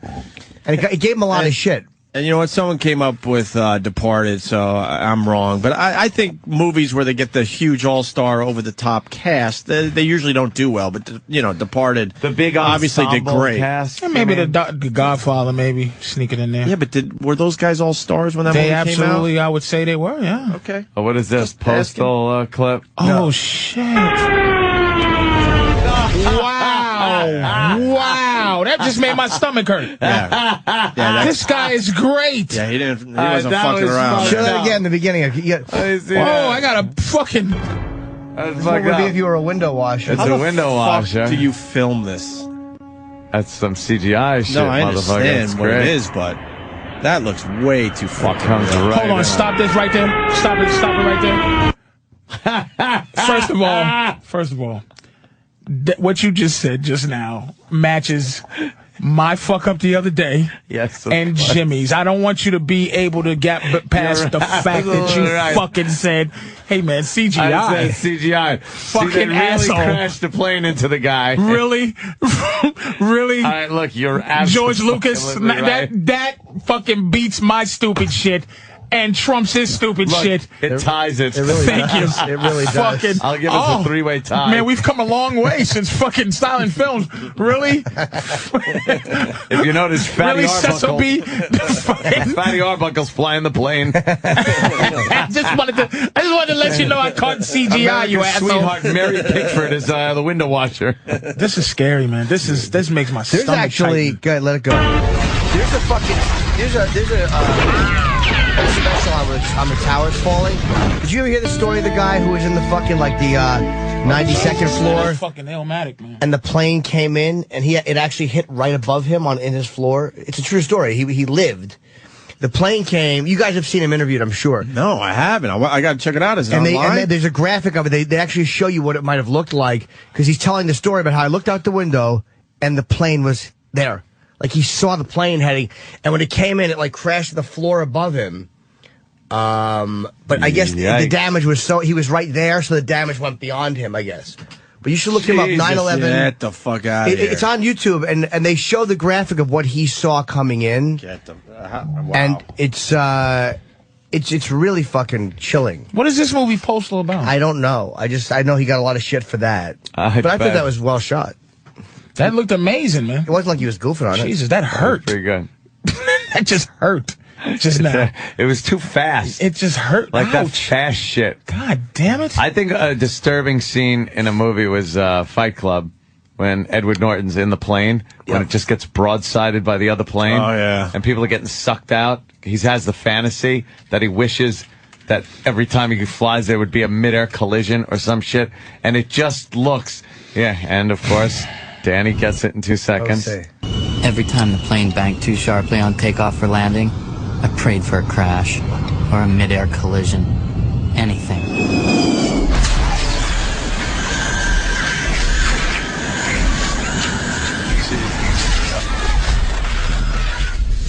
Life insurance pays off triple if you die on a business trip. That's well shot. See, that's fucked up, right? It's the whole fucked up. side of the plane opens But up. I'll tell you something, you can't really get the full effect of that just watching a clip. Like, one time, I used to do this, I used to have like a car with a really nice sound system, like I was into that at the time, and sometimes I would take my laptop and I'd watch movies in my car because it sounded really good. That fucking scene. Do you understand how psychotic that is? I know, trust me. But it sounded fucking ridiculous. Like, I've seen this 1,000 times, and that fucking scene scared the shit out of me. By the way, that's a man who's heavily into kiddie porn. I just sit in the laptop. I just sit in the car with the laptop. Yeah, you're not watching. In the woods. Rampage. I had to live with my grandfather for a while. It was full of roaches and dirt. I didn't like it. Oh, was it really? Yeah, we used to talk about you living with him. That goes back a while. The more time I spent outside of that apartment was spent more Poor beneficial Danny in for his me. vehicle. Yeah, I spent a lot of time in my car. Oh my God, that is really psychotic. Because there's a good sound. How'd you hook the laptop into the fucking? With one of those tape adapters. Jesus. Hey, you guys want a break so we get ready for Terry Crews and Randy Couture? Speaking of movies, they're promoting The Expendables. Can I say one thing before we break? Yeah. Two things I watched. I did a gala last night in Montreal. It was good. I went on. It was a little late and it was hot and whatever. And fucking Panette went on. John Panette. I hadn't watched. I've never seen Panette for more than a minute, like in a clip. He is fucking awesome. I'm not breaking ground by saying that, but I watched him get a standing ovation, and I had just worked the crowd. Like, I saw they were tired. It was hot. He is fucking unbelievable, that son of a bitch. Is he fat again, too? He's fat, but he's not like he used. He's nowhere near what he used to be. Yeah, he got the stomach stapling and went down to like a sickly size. And then he went down to a sickly size. Obligated to do it now. Dude, he fucking closed with a bit on gluten. It may be an old bit. Gluten. He made gluten funny. I couldn't believe that he was making gluten. I couldn't make gluten funny if I smeared it on a retarded girl's tits while I fucked her. He made it fucking. You kind of made it funny there, Jimmy. But I mean, you kind of did. Like he made a really smart, funny bit on gluten, and he closed with it. Is this Terry Crews? Should we bring him right in? No, it's fucking Dak from Enemy Mine. It's Richard Steele from the Republican Party. Ali Selassie. Yeah, it's a fucking Ethiopian nickel. That's what that guy looks like. So John Panette funny. What was the second thing? Oh, I was on YouTube. I was watching a little bit of Panette last night. I couldn't believe. Like, I knew he was funny. I gotta check him out now. I got a lot of shit to do after the show because of you guys. But I watched Rickles in '85 go up at Reagan's inaugural. Oh, Rickles is the king.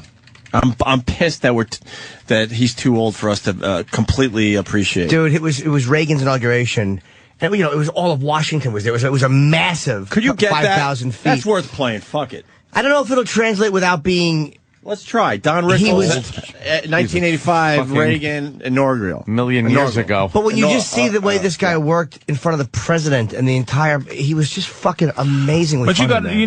they were all friends though. You're right. They did those roasts, so it's less intimidating. It's like he roasted him right. Yeah, he was buddies with Reagan back but it's then. still the president and the fucking, Rickles is an animal, man. Fucking animal. Yeah, I'm not dismissing. I'm just saying. And the comedian. Little Webster. Webster, right? On or something. Little Webster. Oh, Rickles looks old in '85. Does he make a joke about the little colored kid? Be funny. It's Little Webster. Hands Rickles the microphone.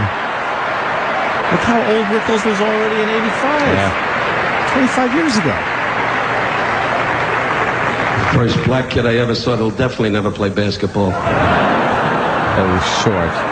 Destroyed. I asked you, huh? 40 million stars. I get a little kid out here, doesn't know what time it is, and brings me out, and you're standing here with the band with the same cockamamie music. Da-da-da-da-da-da-da. Try to learn it. The president's here. This is a big shot for me. Last night we had Bush. Well, I'll tell you this. He was great. Did you see him and the wife after the show? He was in the lobby going, nobody knows me. I gave him a cookie. He went away. He didn't know what time it was. It's topical. I'll do it in a minute. I'll tell you this. Just see some of his movies? Stiffs. I'll tell you this. How this guy became president. When he was governor, I couldn't get in touch with him. I had a cousin, did 3 months in a county jail. I made a phone call. I said, give me a break. He was too busy, tied up, wouldn't make the He's now doing 14 years, and he's the president of the United States, sitting in the White House with Nancy, walking around going, Art Rickles' cousin is doing a lot of time. Good evening, Mr. President. Nice to see you, sir. And your lovely wife, Nancy. It's a big treat for me to fly all the way from California to be here for this kind of money. I gotta interrupt. We gotta stop because Reagan's roaring. He really was. Reagan loved him. Yeah. Best timing ever, though, Rickles. We got a commotion outside the. Yes. What's going on? What do we got? What do we got? I don't even know who we got. I see women. Terry. Hello, I see Terry have no Crews? idea. Who's here, Steve? Terry and Randy. Okay, All right, on. Bring him right in. Fuck going to break. Randy. Randy, how are you? Hey, man. What's up, my man? How you doing, man? How you doing? How you doing? Terry, how you doing? How you doing? What's up, Randy? All right, Terry Crews. Good to see you. How you doing, man? What's up, man? Terry, how you doing? What's up? What's up? I want to do a little that. What's up, man? Good couch. Wow. Our introductions. Oh, there we go. How many people? There's so many people here. Got some big boys, so, there we go. Thanks. I know. Let's take the couch. Was that Jet Li's wife in the movie? Of course. Makeup for the radio? Holy fuck balls, man. You have fucking changed, nigga. Holy How we shit. Hollywood it up here, baby. That's how we do it. Terry Crews is getting makeup for his radio appearance. Man. Oh, Look at him. shit. Oh, shit. Smoothness. And more shit. Shit. You got muscles on your muscles and your abs and your shit.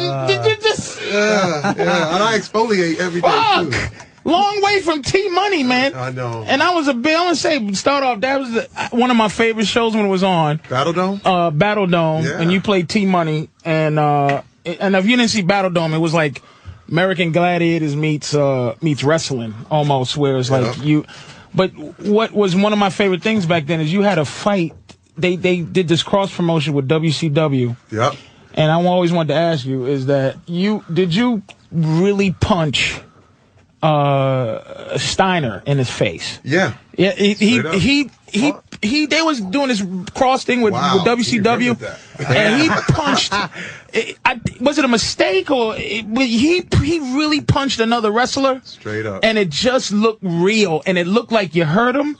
And it looked like he said, "What the fuck? What you do that for?" Listen, we really. The thing was with me is that I always took it a little too far. Just with the whole on the show too. By the way. show, yeah. There were times where we're just regular people, Terry. Yeah. Now you getting fucking makeup on radio. You ain't shit. I just want to say that you came a long way knocking motherfucking real dudes out to makeup on the radio, man. God damn it, money makes you feel better, doesn't it? Dude, I get mani petties and everything. It's good shit! stuff, you know? I'm sorry though, but I was a big fan of that show. No, they had to cancel it, man, because people were getting broke up. I mean, I was one of the cats that survived. It was that extreme, and then once they knew you were, you were a name, and then people were training just to get you, and it just got too violent. It was crazy. I remember that show though. It's a great. I've been. That's when that was the first time I noticed we on. Then it's just Hollywood is one of those places. So you see once you see somebody, you see what the progression is. Well, they keep playing the old you stuff. do see, man. You know, I did I was an extra in Training Day, and so when you see Training Day now, you know what I mean? Didn't say a fucking word. The leader of either the Bloods or the Crips was like, you was part of him, but that guy was real. That was everybody else in the jungle was real. All the other gangsters were real. I came to visit the set to watch Denzel, and literally the director, Antoine Fuqua, was like, "Hey man, you want to be in this movie?" And I'm like, "Yeah." He said, "Look, take your shirt off. We're going to the roof." I go to the roof. I'm the guy with the pigeons, the whole thing. The pigeon that's guy? me. If you see the lumpy head, that's me. I was the pigeon guy. You were flipping pigeons? Flipping pigeons. That's Terry Crews. Flipping pigeons in a world where you were the pigeon flipper. I'm the pigeon flipping brother. That's it. That's me. Shit. That's me. I go. And I'm gonna tell you something else. In movies, I noticed this about maybe a year ago.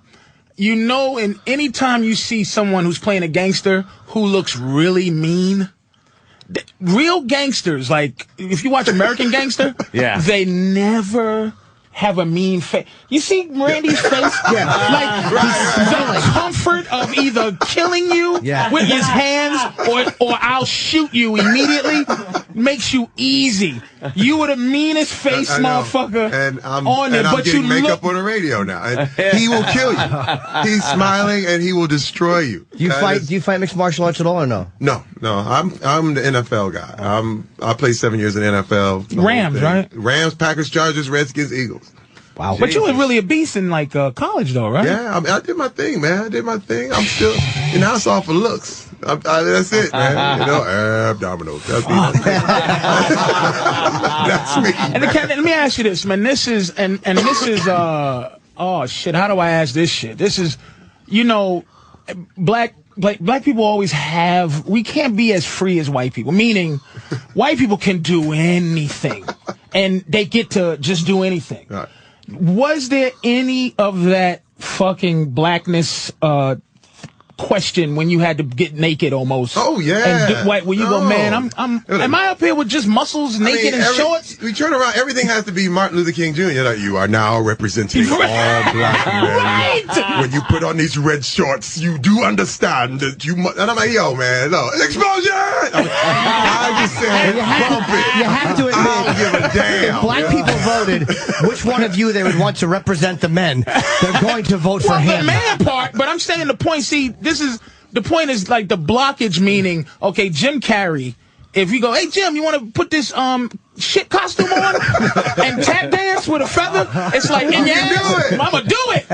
And it's no block, but it's like, it's, the NAACP, you see just, and he's in fair condition, and the other motherfucker that's riding, the naked guy riding the horse, and it's just like, black people go, why is this nigga naked? And it's like you have that block that has to make. So I was wondering if you had to have that. You go, all right, family. Then I don't want NAACP fucking with me. How is that? I don't. I do what I love. Good, I do what I want to do. If I think it's funny, if I think it's great, I'm gonna do it. Good. And that's the thing. You can never. Let me tell you, my wife is not black enough for some people. Is she black? Your wife? No, she's black. She's black. But she's half white. So in this country, that makes you black. Obama's black. Well, I got a half white girlfriend too.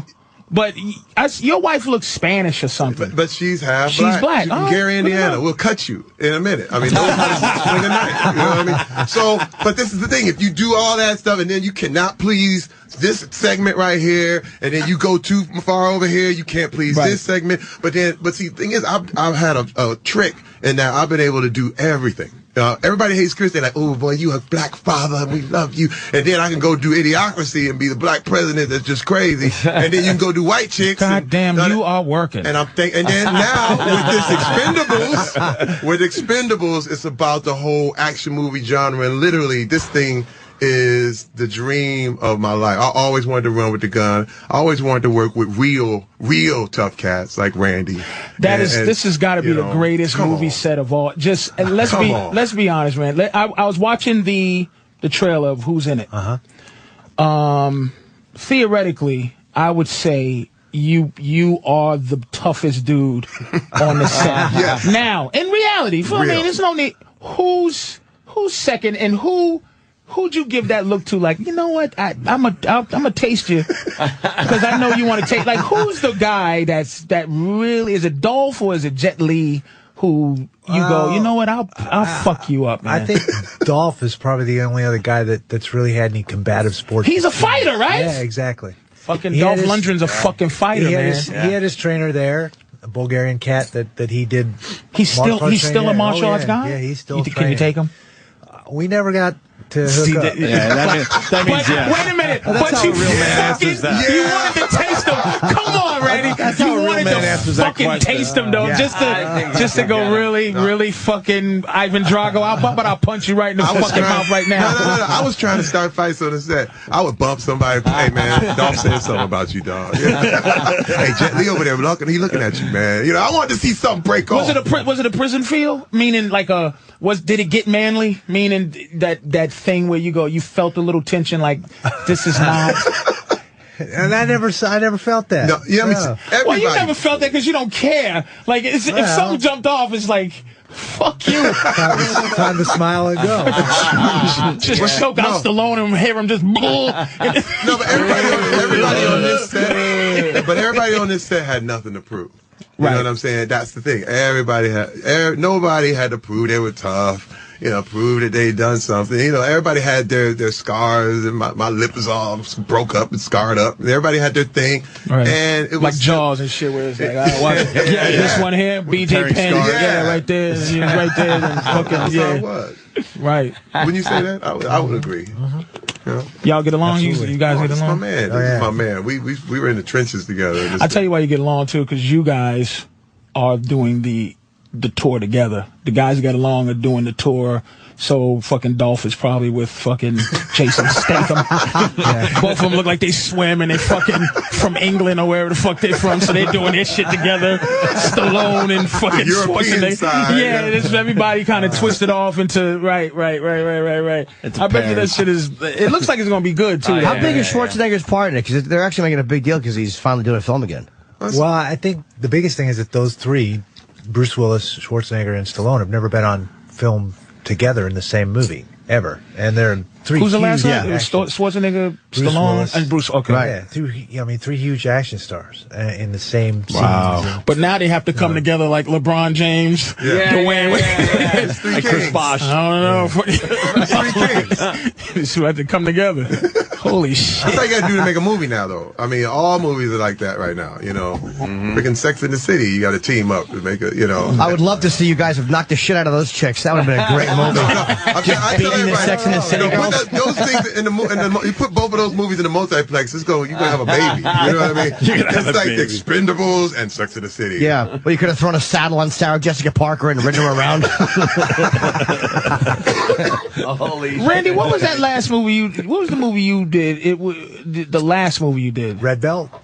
Red Belt. Good movie. Yeah, I didn't mind Red Belt at all. With Chiwetel Akeem Olajuwon. What's his name? How you pronounce? Chiwetel. I refuse to even figure out. That motherfucker better have a nickname at some point. I'm not going to pronounce your African name exactly. Really? You got to keep your African name Chiwetel? With all these fucking Jews around, he got to keep Chiwetel? Change that name to Chewy Johnson, motherfucker, for you to get a job.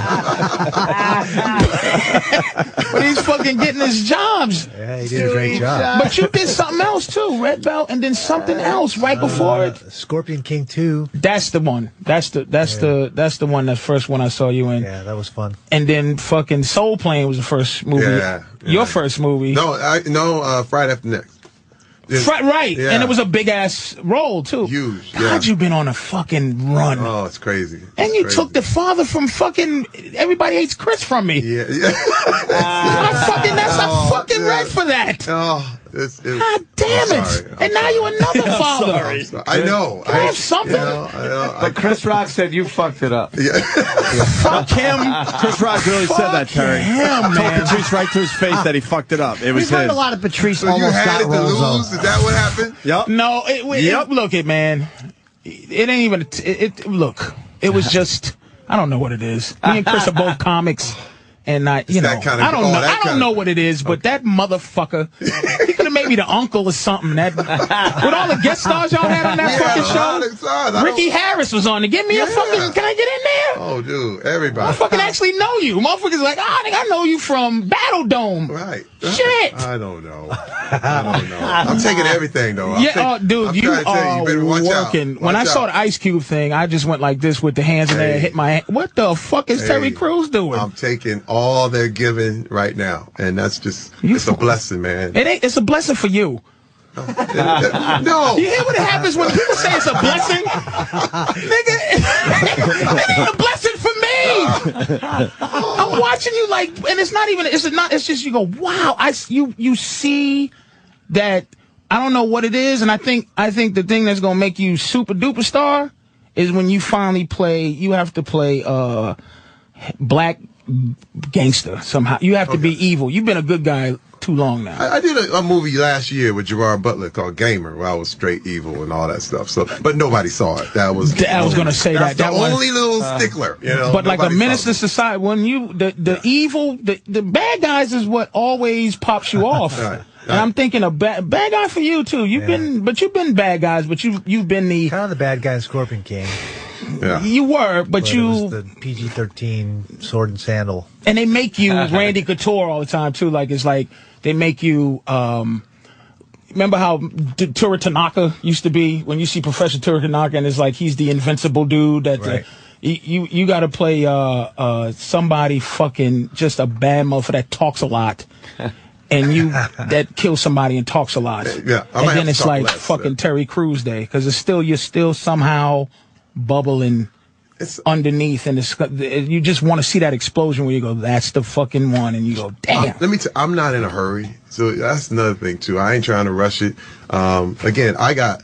Everything I've got has been repeat business. It's crazy because, you know, I work with Chris Rock in Longest Yard. Boom. You know, here come, you know, everybody hates Chris. Same thing with Ice Cube, Friday After Next. Here comes, you know, Are We There Yet? Everything is about longevity and just keeping it relationships. Stallone plucked me out. I was the fourth choice. Remember that listen, it went to Wesley, but Wesley couldn't leave the country. Then it went to like Forrest Whitaker. Oh, you did this where at in Canada or something? Or no, Brazil. We did in Brazil. We shot in Brazil. You shot in Brazil? We shot in Brazil. Was your wife and family there? No. Wow. Did you stay in a hotel all night? Yes, I did. Yeah, you better have. How about you, Randy? I bet you went out there with your wife so she could kick what's her name? Cyborg's ass? Fucking Chris Cyborg? That fucking... Yeah. Jesus. These guys know a little bit about Brazil, is what Patrice is getting at. Yeah. No, I'm saying, they know the underbelly of Brazil. Was your wife there with you? I'm not married. Divorced. Since the last time you got divorced from her? Yeah. So you really enjoy Brazil? We were busy, dude. I was there for a week of the 3-week shoot in Brazil, and we were rocking the whole time. So, but you've been there a million times because of training, right? You must have been there. That's my first time there. You never been to Brazil doing the whole going there with the fucking jiu-jitsu thing? Do they know you there? The Brazilians, did they recognize you? Yeah, they did. He's huge in Brazil, dude. Yeah. I mean, you know, that whole mixed martial arts is as big as NFL over there. And this dude is like, you know, that's LeBron James of Brazil right now. MMA guys are getting a lot of acting work, too. Like Rampage is getting work, and you've done a few films. It's like they're smart because they know that that's what everybody under 21 is watching mixed martial arts. They're going to go see you guys. And they're legitimately tough. They're not, it's like, Randy's legitimate. You watch him in a movie and you just go, this feels good because you just legitimately. Who's the biker, the Hell's Angel who knocked the tough fucking guy, man? Oh God, we all. Zito? Chuck Zito. Yeah, Chuck. Who did he knock out or hit in the bathroom? It was not Jean-Claude Van Damme, yeah. Like, I think people kind of saw that as like, oh, wow, man, these guys aren't as tough, but you guys are. Oh. You know what I mean? Like the mixed martial arts. He ain't gonna you're not going to, right? You're not going to say shit. He sit on the set, be just smirking at you sideways, like, yeah, buddy. I could kill you. Hey, what a comfort zone. Now, I didn't ask you this before, but do you say to yourself, for real, do you say, God damn, I can fight? Like, is there any point where you just go, fuck, I can beat someone's ass? I don't think you really analyze it that way when you're in it. I mean, you're just doing what you do, and I'm having a blast. I enjoy the competition. I enjoy the training. It's kind of. How about to a square though? Like to a square, like a square guy who's not in a meaning. If somebody who's not in the UFC and they bump into you and you just go, wow. Like if it was a regular dude, regular muscles, just tough guy, and I always say it's like you can't beat a dude that knows how to fight. You can be tough, but it's like wow, you could look at a guy and go, wow, he's standing in a way where I could break his leg or something. And would you question him? Would you say to him, look, man, I know how to fight. You're gonna get hurt. Don't get hurt. Like, do you have to let a person who's a square in the street know that you are legitimately dangerous? Do you have to let them know? I've never found myself in that situation. I don't know. I mean, but my hands are registered weapons. Is that true? Is that fucking true? He has a piece of paper in his pocket right now. Yeah, I think that's a lie. A fucking pamphlet. Read that. If shit goes down and you end up in the court of law, you've got not a leg to stand on. Right. With my background. I would just have. So it is like a thing where your life had better been threatened, or whoever you're with has better. Just have YouTube videos on your phone and show the guy that wants to fight you and go, look, this is me, asshole. Watch you fucking choke the life out of some asshole. I know those are uncomfortable questions, but great would that be? Really tough dudes. You know, they got this thing called no homo. You go, no homo, but it's like really tough dudes. We used to have a question, we grew up and go, okay, how much anger do you need to have been able to fight Mike Tyson? And it's like, you know, you go levels, smack your mother anger. Like if Tyson smacked your mama, do you think you can muster enough anger to, you know what I mean, to fight him? So it's like you just tough dudes. And when you say tough, legitimately fight for fun, you know. That's why the questions, man. I know it's like kind of uncomfortable, but it's like motherfuckers that fight for real are like superheroes, man. But most of the guys I know that find themselves in that situation, when you're in a bar or whatever, and the guy makes the offhand, you ain't so big. I think I could take you. They're gonna smile. They're gonna laugh that shit off. They're not, you know, they got nothing to prove, and they're not gonna take that step to that guy and say what. Right. And they're just going to let that go. See, I'm the friend that you don't want to have with you because I go, no, you can't. I'm smacking your bitch face. You really would be like the big mouth girl and shit. I really am. I'm a chick. I'm an ugly chick. My best friend can beat up your best friend. You throw the first punch. Let me go, Randy. Get off me. Get off me, Randy. Yeah, let me go. Let me ask you a question because they're saying we have to wrap up. When BJ Penn was in here, he put me in a armbar for a second. Yeah. I could have probably went a little bit, but I tapped just to. But I want what kind of a move could you put me in? Not to hurt me, but to show me. I want to see what something feels like that I've never. Have you been choked? Well, it ain't. No, don't choke. Go for the choke. I'm gonna tell you what's gonna happen. You're not gonna be able to choke him out because his neck. You ever see? You're not gonna be able to find his neck. He's got two carotid arteries there. You can choke him out. No, his neck will press against the back of his spine before he. All right, could you show me how that's done? But then I will tap very quickly. No, I won't choke you out. Okay, thanks. But I'll definitely you'll feel. Oh yeah, no, I just. And by the way, James Tony, is this? Are you gonna? It's on. Are you gonna? August 28th. Are you gonna Boston. out to fuck him up, or you gonna teach him a lesson, or is it just regular? It's a fight. You got to take it seriously. I mean, the guy's a world champion boxer. He must be shit talking. I haven't seen any promos yet. Lord. Is he talking shit? He's good at talking shit. If you start losing the fight, just say fuck the fight. Just attack him and break his leg and take the loss on a technicality. Yeah. Are you shooting right away?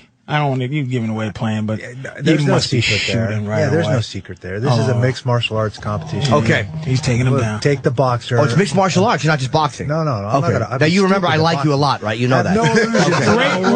Ray Mercer made that shit stop. With Tim Silver. That is no more. That shit. And that was supposed to be a boxing match, and they wouldn't sanction it, so they had to do an MMA match, and there was supposed to be a gentleman's agreement that he wasn't going to kick.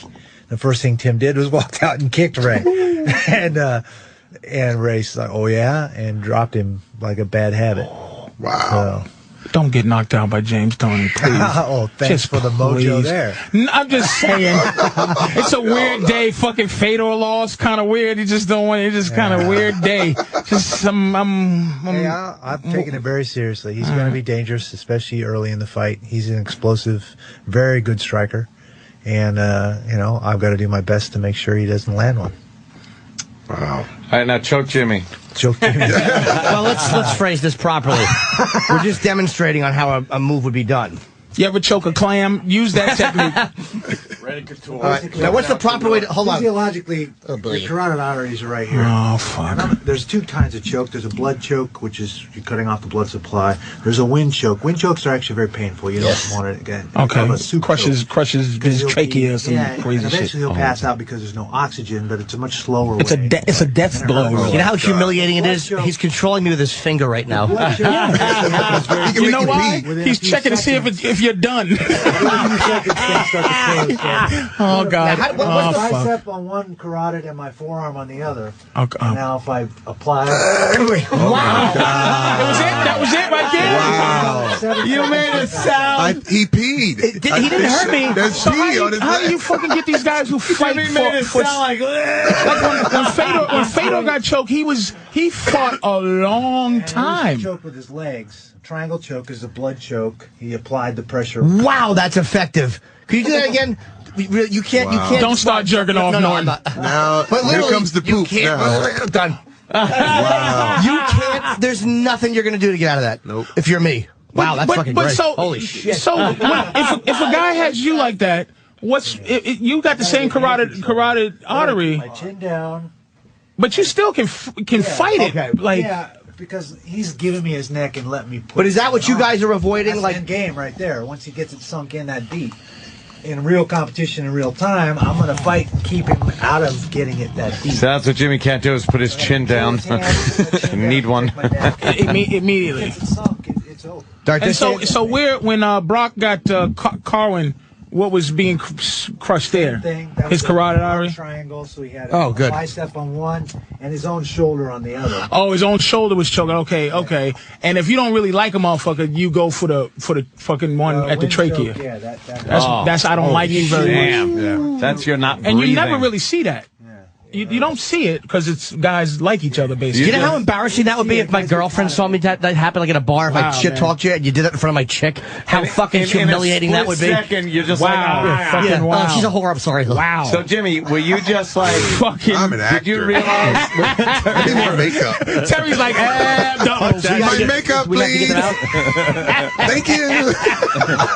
I just want to know if Norton, did you know you were like you would pass out? It was a weird feeling. It was almost like instinct kicks in, and my there's nothing I could have done to stop my hand from going tap. Nothing. Nothing. I know at that moment I just because I can't fight, but there's nothing you can do.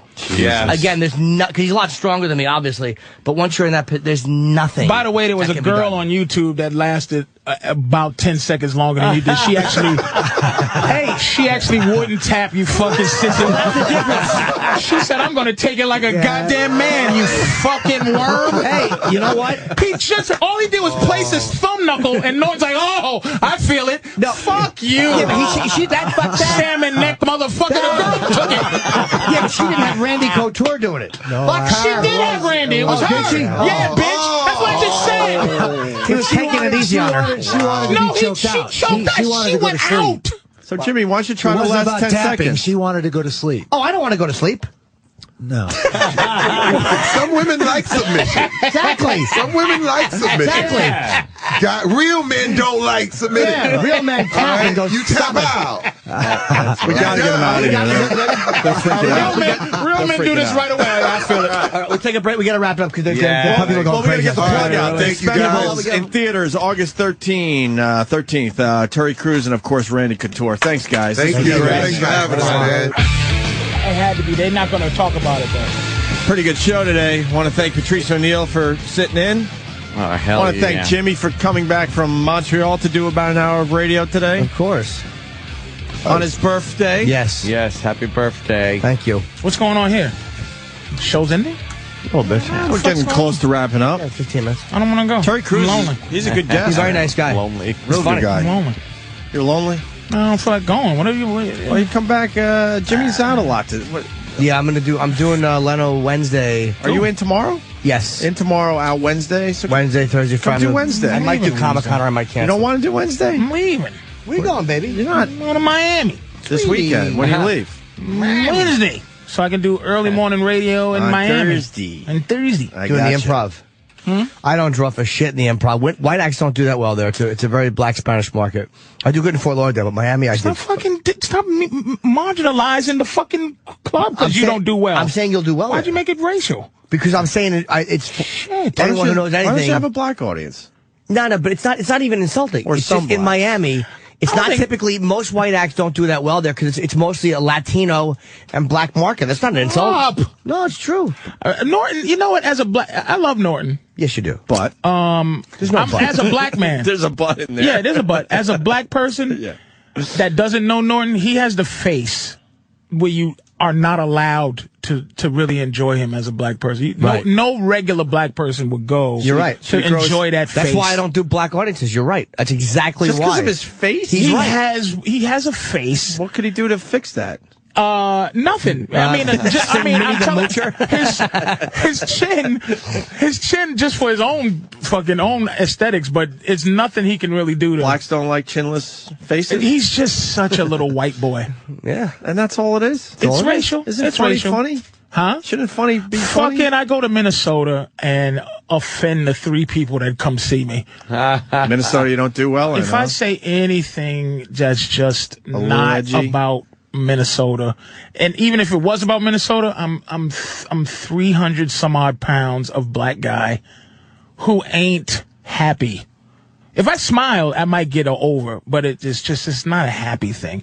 So again, I don't know, but it might be racial, but in the middle of the country, it's like, just motherfucker. Yeah, like, goddamn, I told you. if I get a little arrogant or if I fuck with some white woman, it's like, uppity nigger shit. Richie, Maryland, if you're lonely, go, stick around and do Ron and Fez today. There you go. I don't know. Why are you looking at me weird? I don't know. It's just a I don't know what to fucking say. idea. I didn't say. Why is weird just looking at you? It was a weird look. You're not going to set me up. You would do. It wasn't even a setup, to be honest. I with didn't look you. at you You would weird. do good. You would do good radio with Ronnie. I think Ron is should be talked about as one of the best radio people ever in history. He's fantastic. Ever. I've never been invited. Yeah, maybe that's why I don't go. You feel self-conscious. You don't just walk in. I've never been invited to But do a that's show. how he is, though. You just walk in, and then but you feel I don't know. Ronnie's the Ron type to of guy be, that will drop everything if one of you guys walked in the door. I He wouldn't give even, a shit. If I heard that But from him, that's I'd go, how he fucking does how's it. doing? I don't know. That's how he does it. If all of a sudden he sees you, he would drop everything and hang out with you for an hour. Easy. I think he interviewed me for something I did on XM. What, the Unmasked? Yeah, I think to be one of the great radio people ever. Just in terms of his knowledge, he's great. I think he's great. Unmasked should be on TV. It should be easily. Yeah, but it's again. I think he's too we Easily. was talking about. It's just you would hope there's a market for people who just kind of. That's a no-brainer thing. Kind of tell it. I don't know why that's not on TV. Someone should pick that up in a second. But he should be on TV. Everybody should be. You should be on TV. Everyone should just be on TV. Everyone here that comes through, I would think. We don't want to play with their fucking rules. But you hear what Terry said, though, and I don't plays the disagree, game man. a little bit, right? People like him, man, and that's not a knock. It's just like, fuck. I wish I had to learn how to be likable to everybody. You need likability. We didn't even talk about the Old Spice commercials with Terry Crews. That's the big one right now. With the abdominals. Those things are viral. As viral as you could get those. And he things. probably is making most of his money from that. Yeah, national like that. Fuck yeah. Probably all the money he's making. He's probably where he's at in this game on TBS. Probably have to take a little lower on this show on TBS. And Everybody Hates Chris. I bet you on Everybody Hates Chris, he was a star of the show, but he wasn't a big name. I bet you he makes a very non-aggressive 5 figures. In around the 20s an episode, I would think. Oh, I see what you're saying.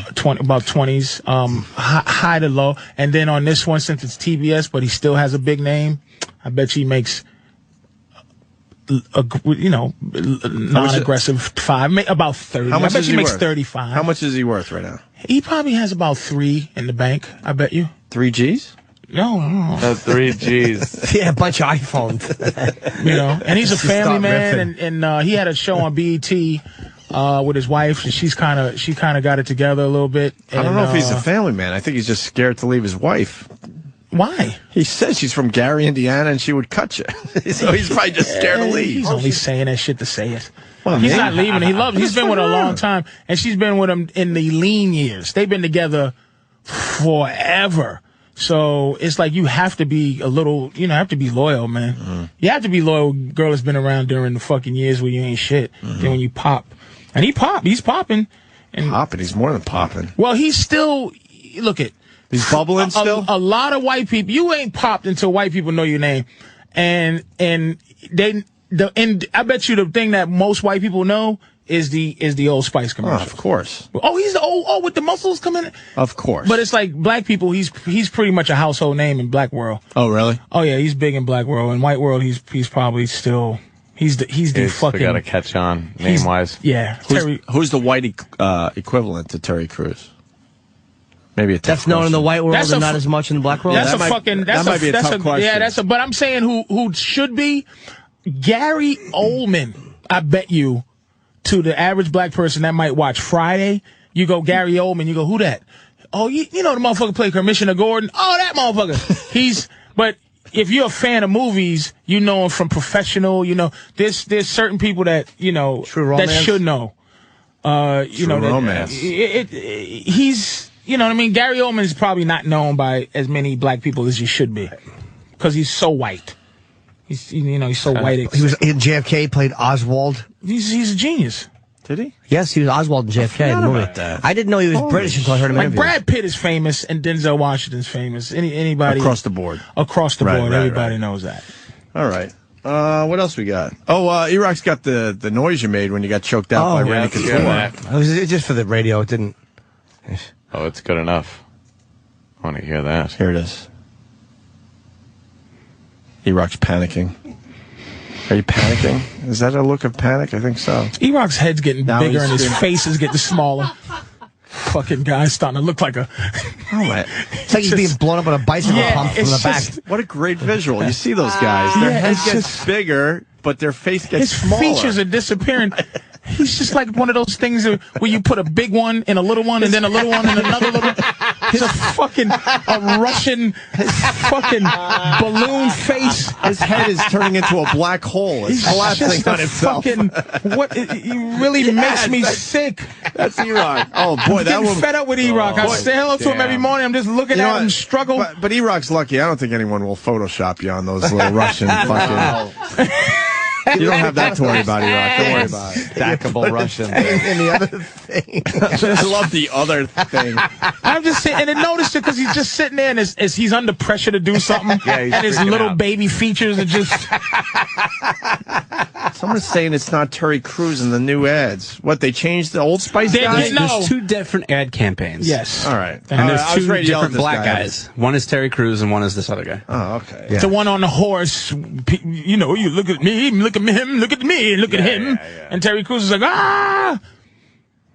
Two naked niggas. And it's like, that's why I asked that question. I hope I didn't ask him that question, like, fucked up, but it's like, black people do have that. Yeah, they're gonna... You know, just a big, strong, naked Negro screaming, and it's just like, you know, he said it. He said, fucking, man, fuck that. Fuck it. And I mean, I like to hear that.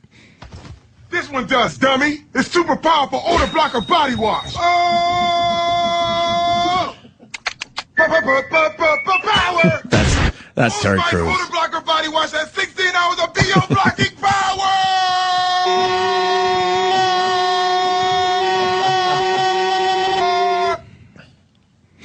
That's right. By the way, these commercials should be called White Man's Worst Nightmare. Yeah. A nigga that smells good, riding a tiger with that body and screaming. That's right. It sure smells good in here. That's because this blocks BO!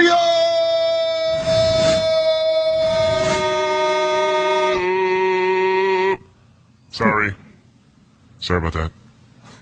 Who figured out this would work? Who the fuck figured out that would work?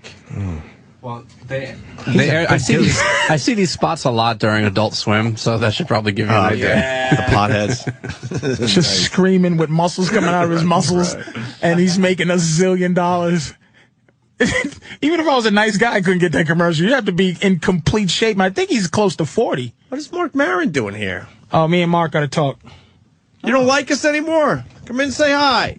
You don't want to... What happened? Everything good? Nah, me and Mark, what the fucking Mark Maron gonna come and discuss something with me and is mad? They was like, oh Jesus, Mark. You don't like us anymore? Mark is out of the business. He's dressed like he lives on a beach that one of his friends owns. He looks like he's a member of the Sierra Club. Oh, he's just... Maron just said, fuck the business. Please, God, help me. I don't want to quit yet. Oh, my God. Who's talking? I just got here. Andy Dufresne's sanding a boat. All right. Okay. Hey, it's great seeing you guys. He's out already. Jesus. What do you want from me? It's hot outside. You look healthy, though. You look fucking... You look good. Unbelievably You turn that all good. around. You turn that all around with great, that. Man. Thank you very much. It's the stress of you being happy Yeah, and you look fucking fantastic. That's exactly it, man. You know it's great, though. I'm not funny at all anymore. That's what the fuck. You know, yeah, it's horrible. Yeah, I feel great, Patrice, but I cannot say a fucking funny thing to save my life. I get on stage. I am on the way to that, and I don't have nothing. Yeah, I have nothing. I felt that right away. But it's see how that bombed? You are done. He doesn't even know sarcasm anymore. Nothing. Fuck, I get nothing. Fuck. Why? You happy too? What? Have you really felt that way? I've had those moments, a lot of them, where you're just like, I stink. Well, what happened to me? Like I quit. I got off the nicotine finally. I was doing the lozenges, the gum, all that shit. So I'm on nothing. So I get up there. I'm not aggravated. I'm not mad. It's just pure fear, and I want to leave. And there's that moment where you're like, holy shit, they can see it. It's fucking over. And then I got to get angry at somebody in the audience, and I rejigger it, and everything's all right. But that's what it comes down to. Looking good, man. Thank you, man. Are you going to talk to me after the show? Yeah, we could do it. Mark has a very popular podcast. It's big doing time. very well, man. Fucking exposing people for the horse shit they do. A little bit. I'm ready for it. Expose me because I'm ready to quit. There's nothing to expose with you. Expose me. Just make everybody, the fucking 2 people that know me, just say he's a fraud. The 2 that believe in me.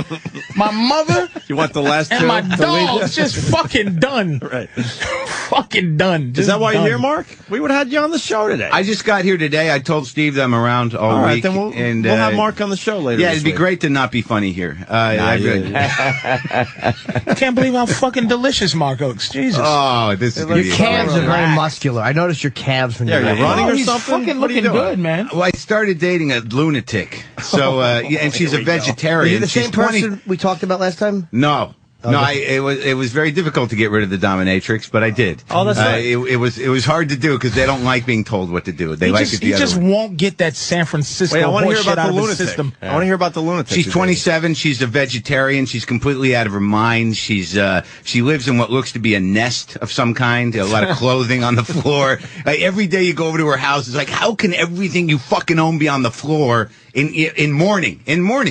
And then she's kind of draining. Here's the kind of girl she is. She said to me, because I left for the road, and we had a mature discussion about trust. She said, I just want to tell you, if you fuck anybody on the road, I'm going to fuck people you know.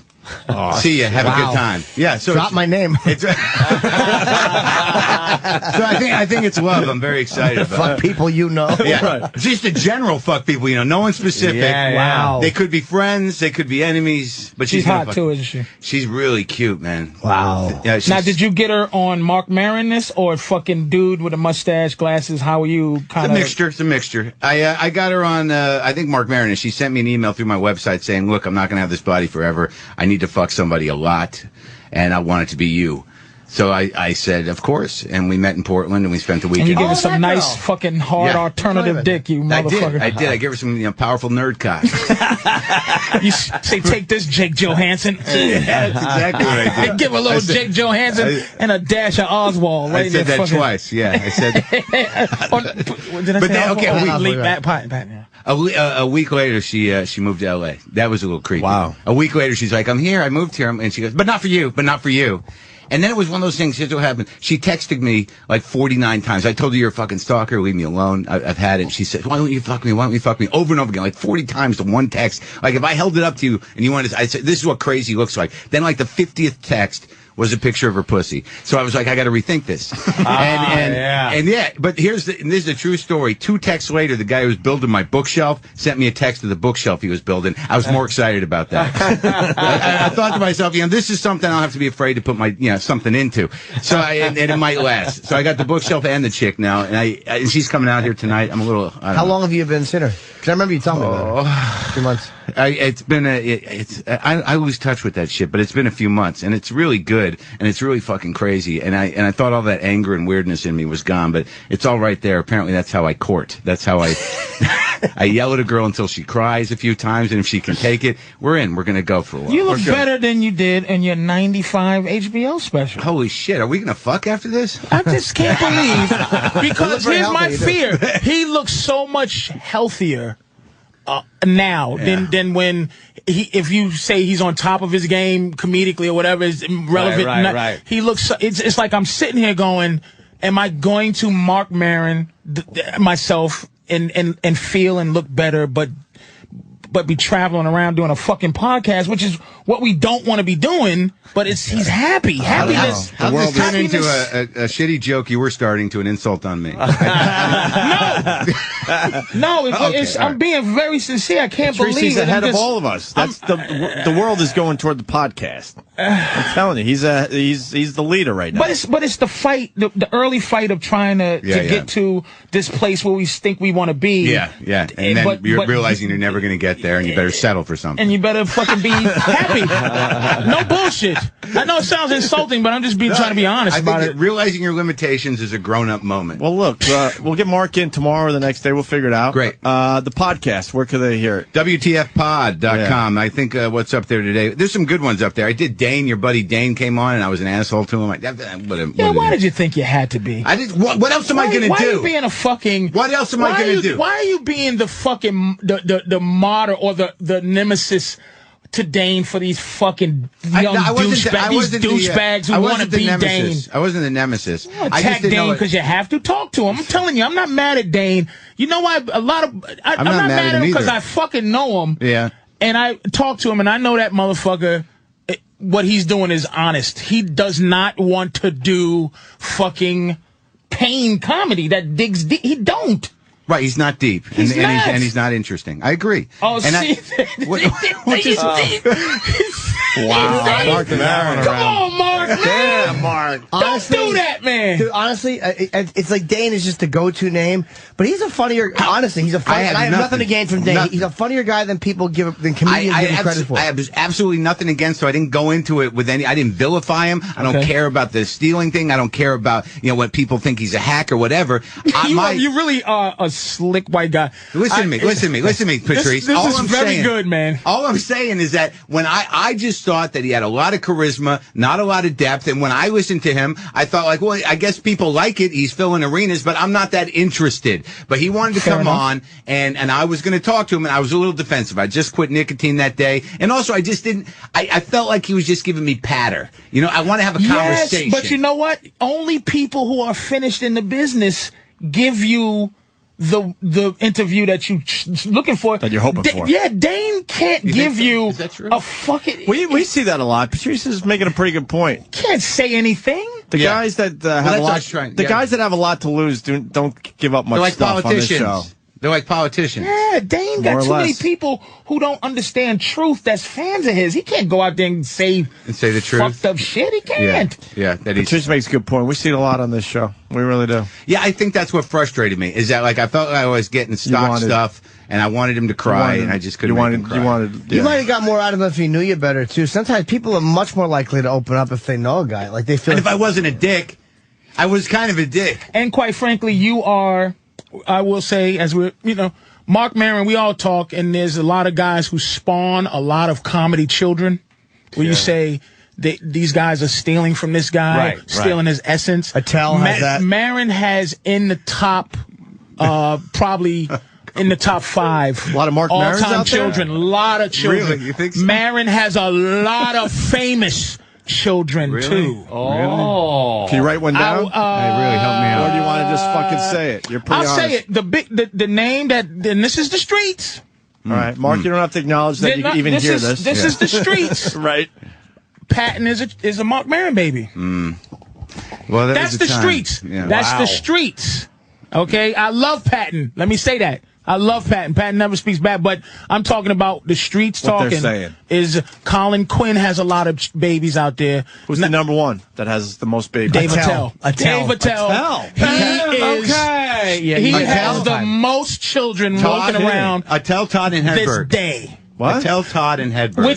Which? Todd Berry and Hedberg. Todd Berry has, but not on Attell's level. Hedberg a lot. Hedberg a lot. A lot. Yeah, I know that. Attell a lot. And the question, and it might be, and I know this posthumously, the the streets say that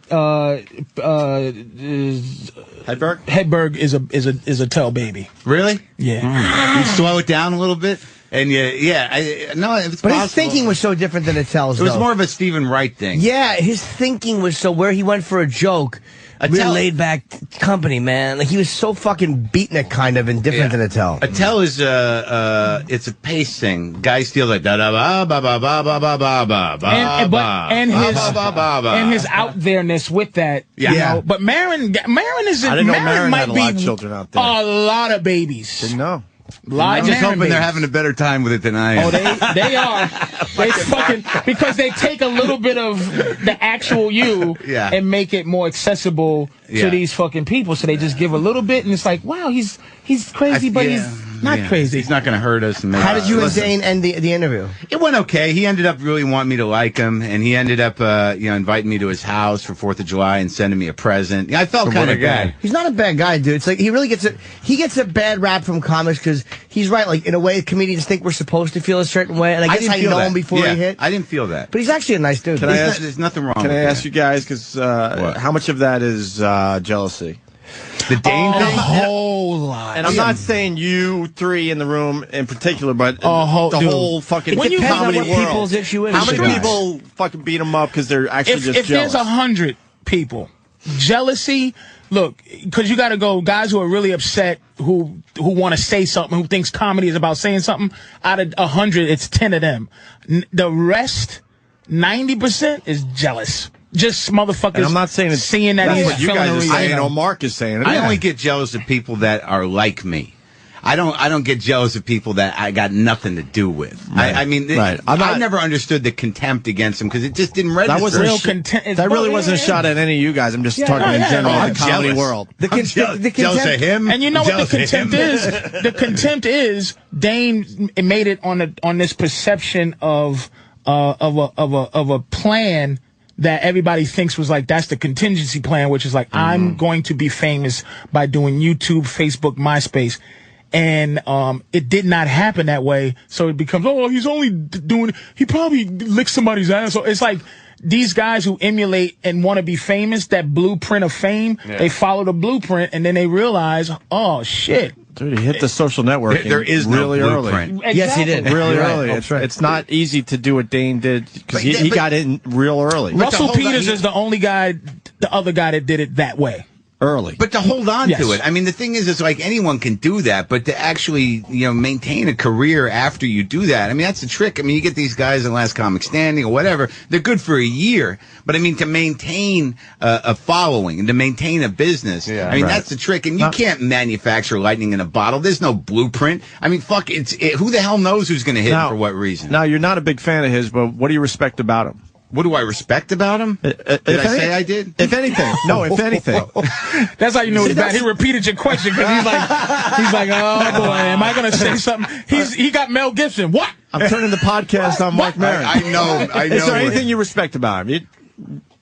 I respect his discipline. If anything, you got to respect the guy's work ethic. That I find that most guys who get real famous and hold on to a career, they work their asses off. And I, as a guy who doesn't, necessarily work his ass off, after I talk to a lot of these cats who have money and who have fame, the one thing they do is they work fucking hard. Hard workers. And so, if there's anything I can respect, it's that, because I certainly don't have that. Good answer, man. You answered it. Fuck. You could have said very fuck fair. that. All right. Well, Mark Maron's going to come in tomorrow, Wednesday. Patrice, you're off to Miami. The Miami Improv this weekend. Yes. I thought we'd see you another day. We got no Jimmy all week. I would just love to. Unless you want to just come in tomorrow. I don't give a fuck. I'm lonely, man. But come in and just hang out. Come in tomorrow. Hang with your friends. Come in tomorrow.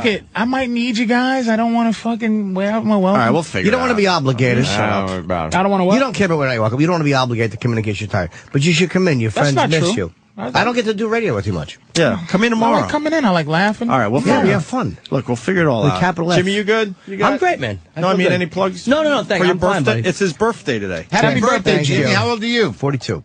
Really? It happened, huh? No, your dick's still getting raging hard, brother? But a Cialis it does. They took my fucking pill cutter in the airport today in Canada. I had a fucking nice Cialis I was going to pop yesterday. You only use my girlfriend today. Did you check your heart? Use half? That shit? Well, you checking your heart? I don't know. I've had some problems, but who knows? See how fast you lost air with this fucking guy touch your neck, man. You got to check your heart with that shit. Well, it takes blood and puts it in your dick, man. You need. Thank you. I'm just saying. What's I don't want to see live if your dick is not good. But doesn't the blood go back up to your heart when you're done? Dude, there's a warning if your dick stays hard for 4 hours, and you're taking a half a pill. How hard does your dick get without the pill?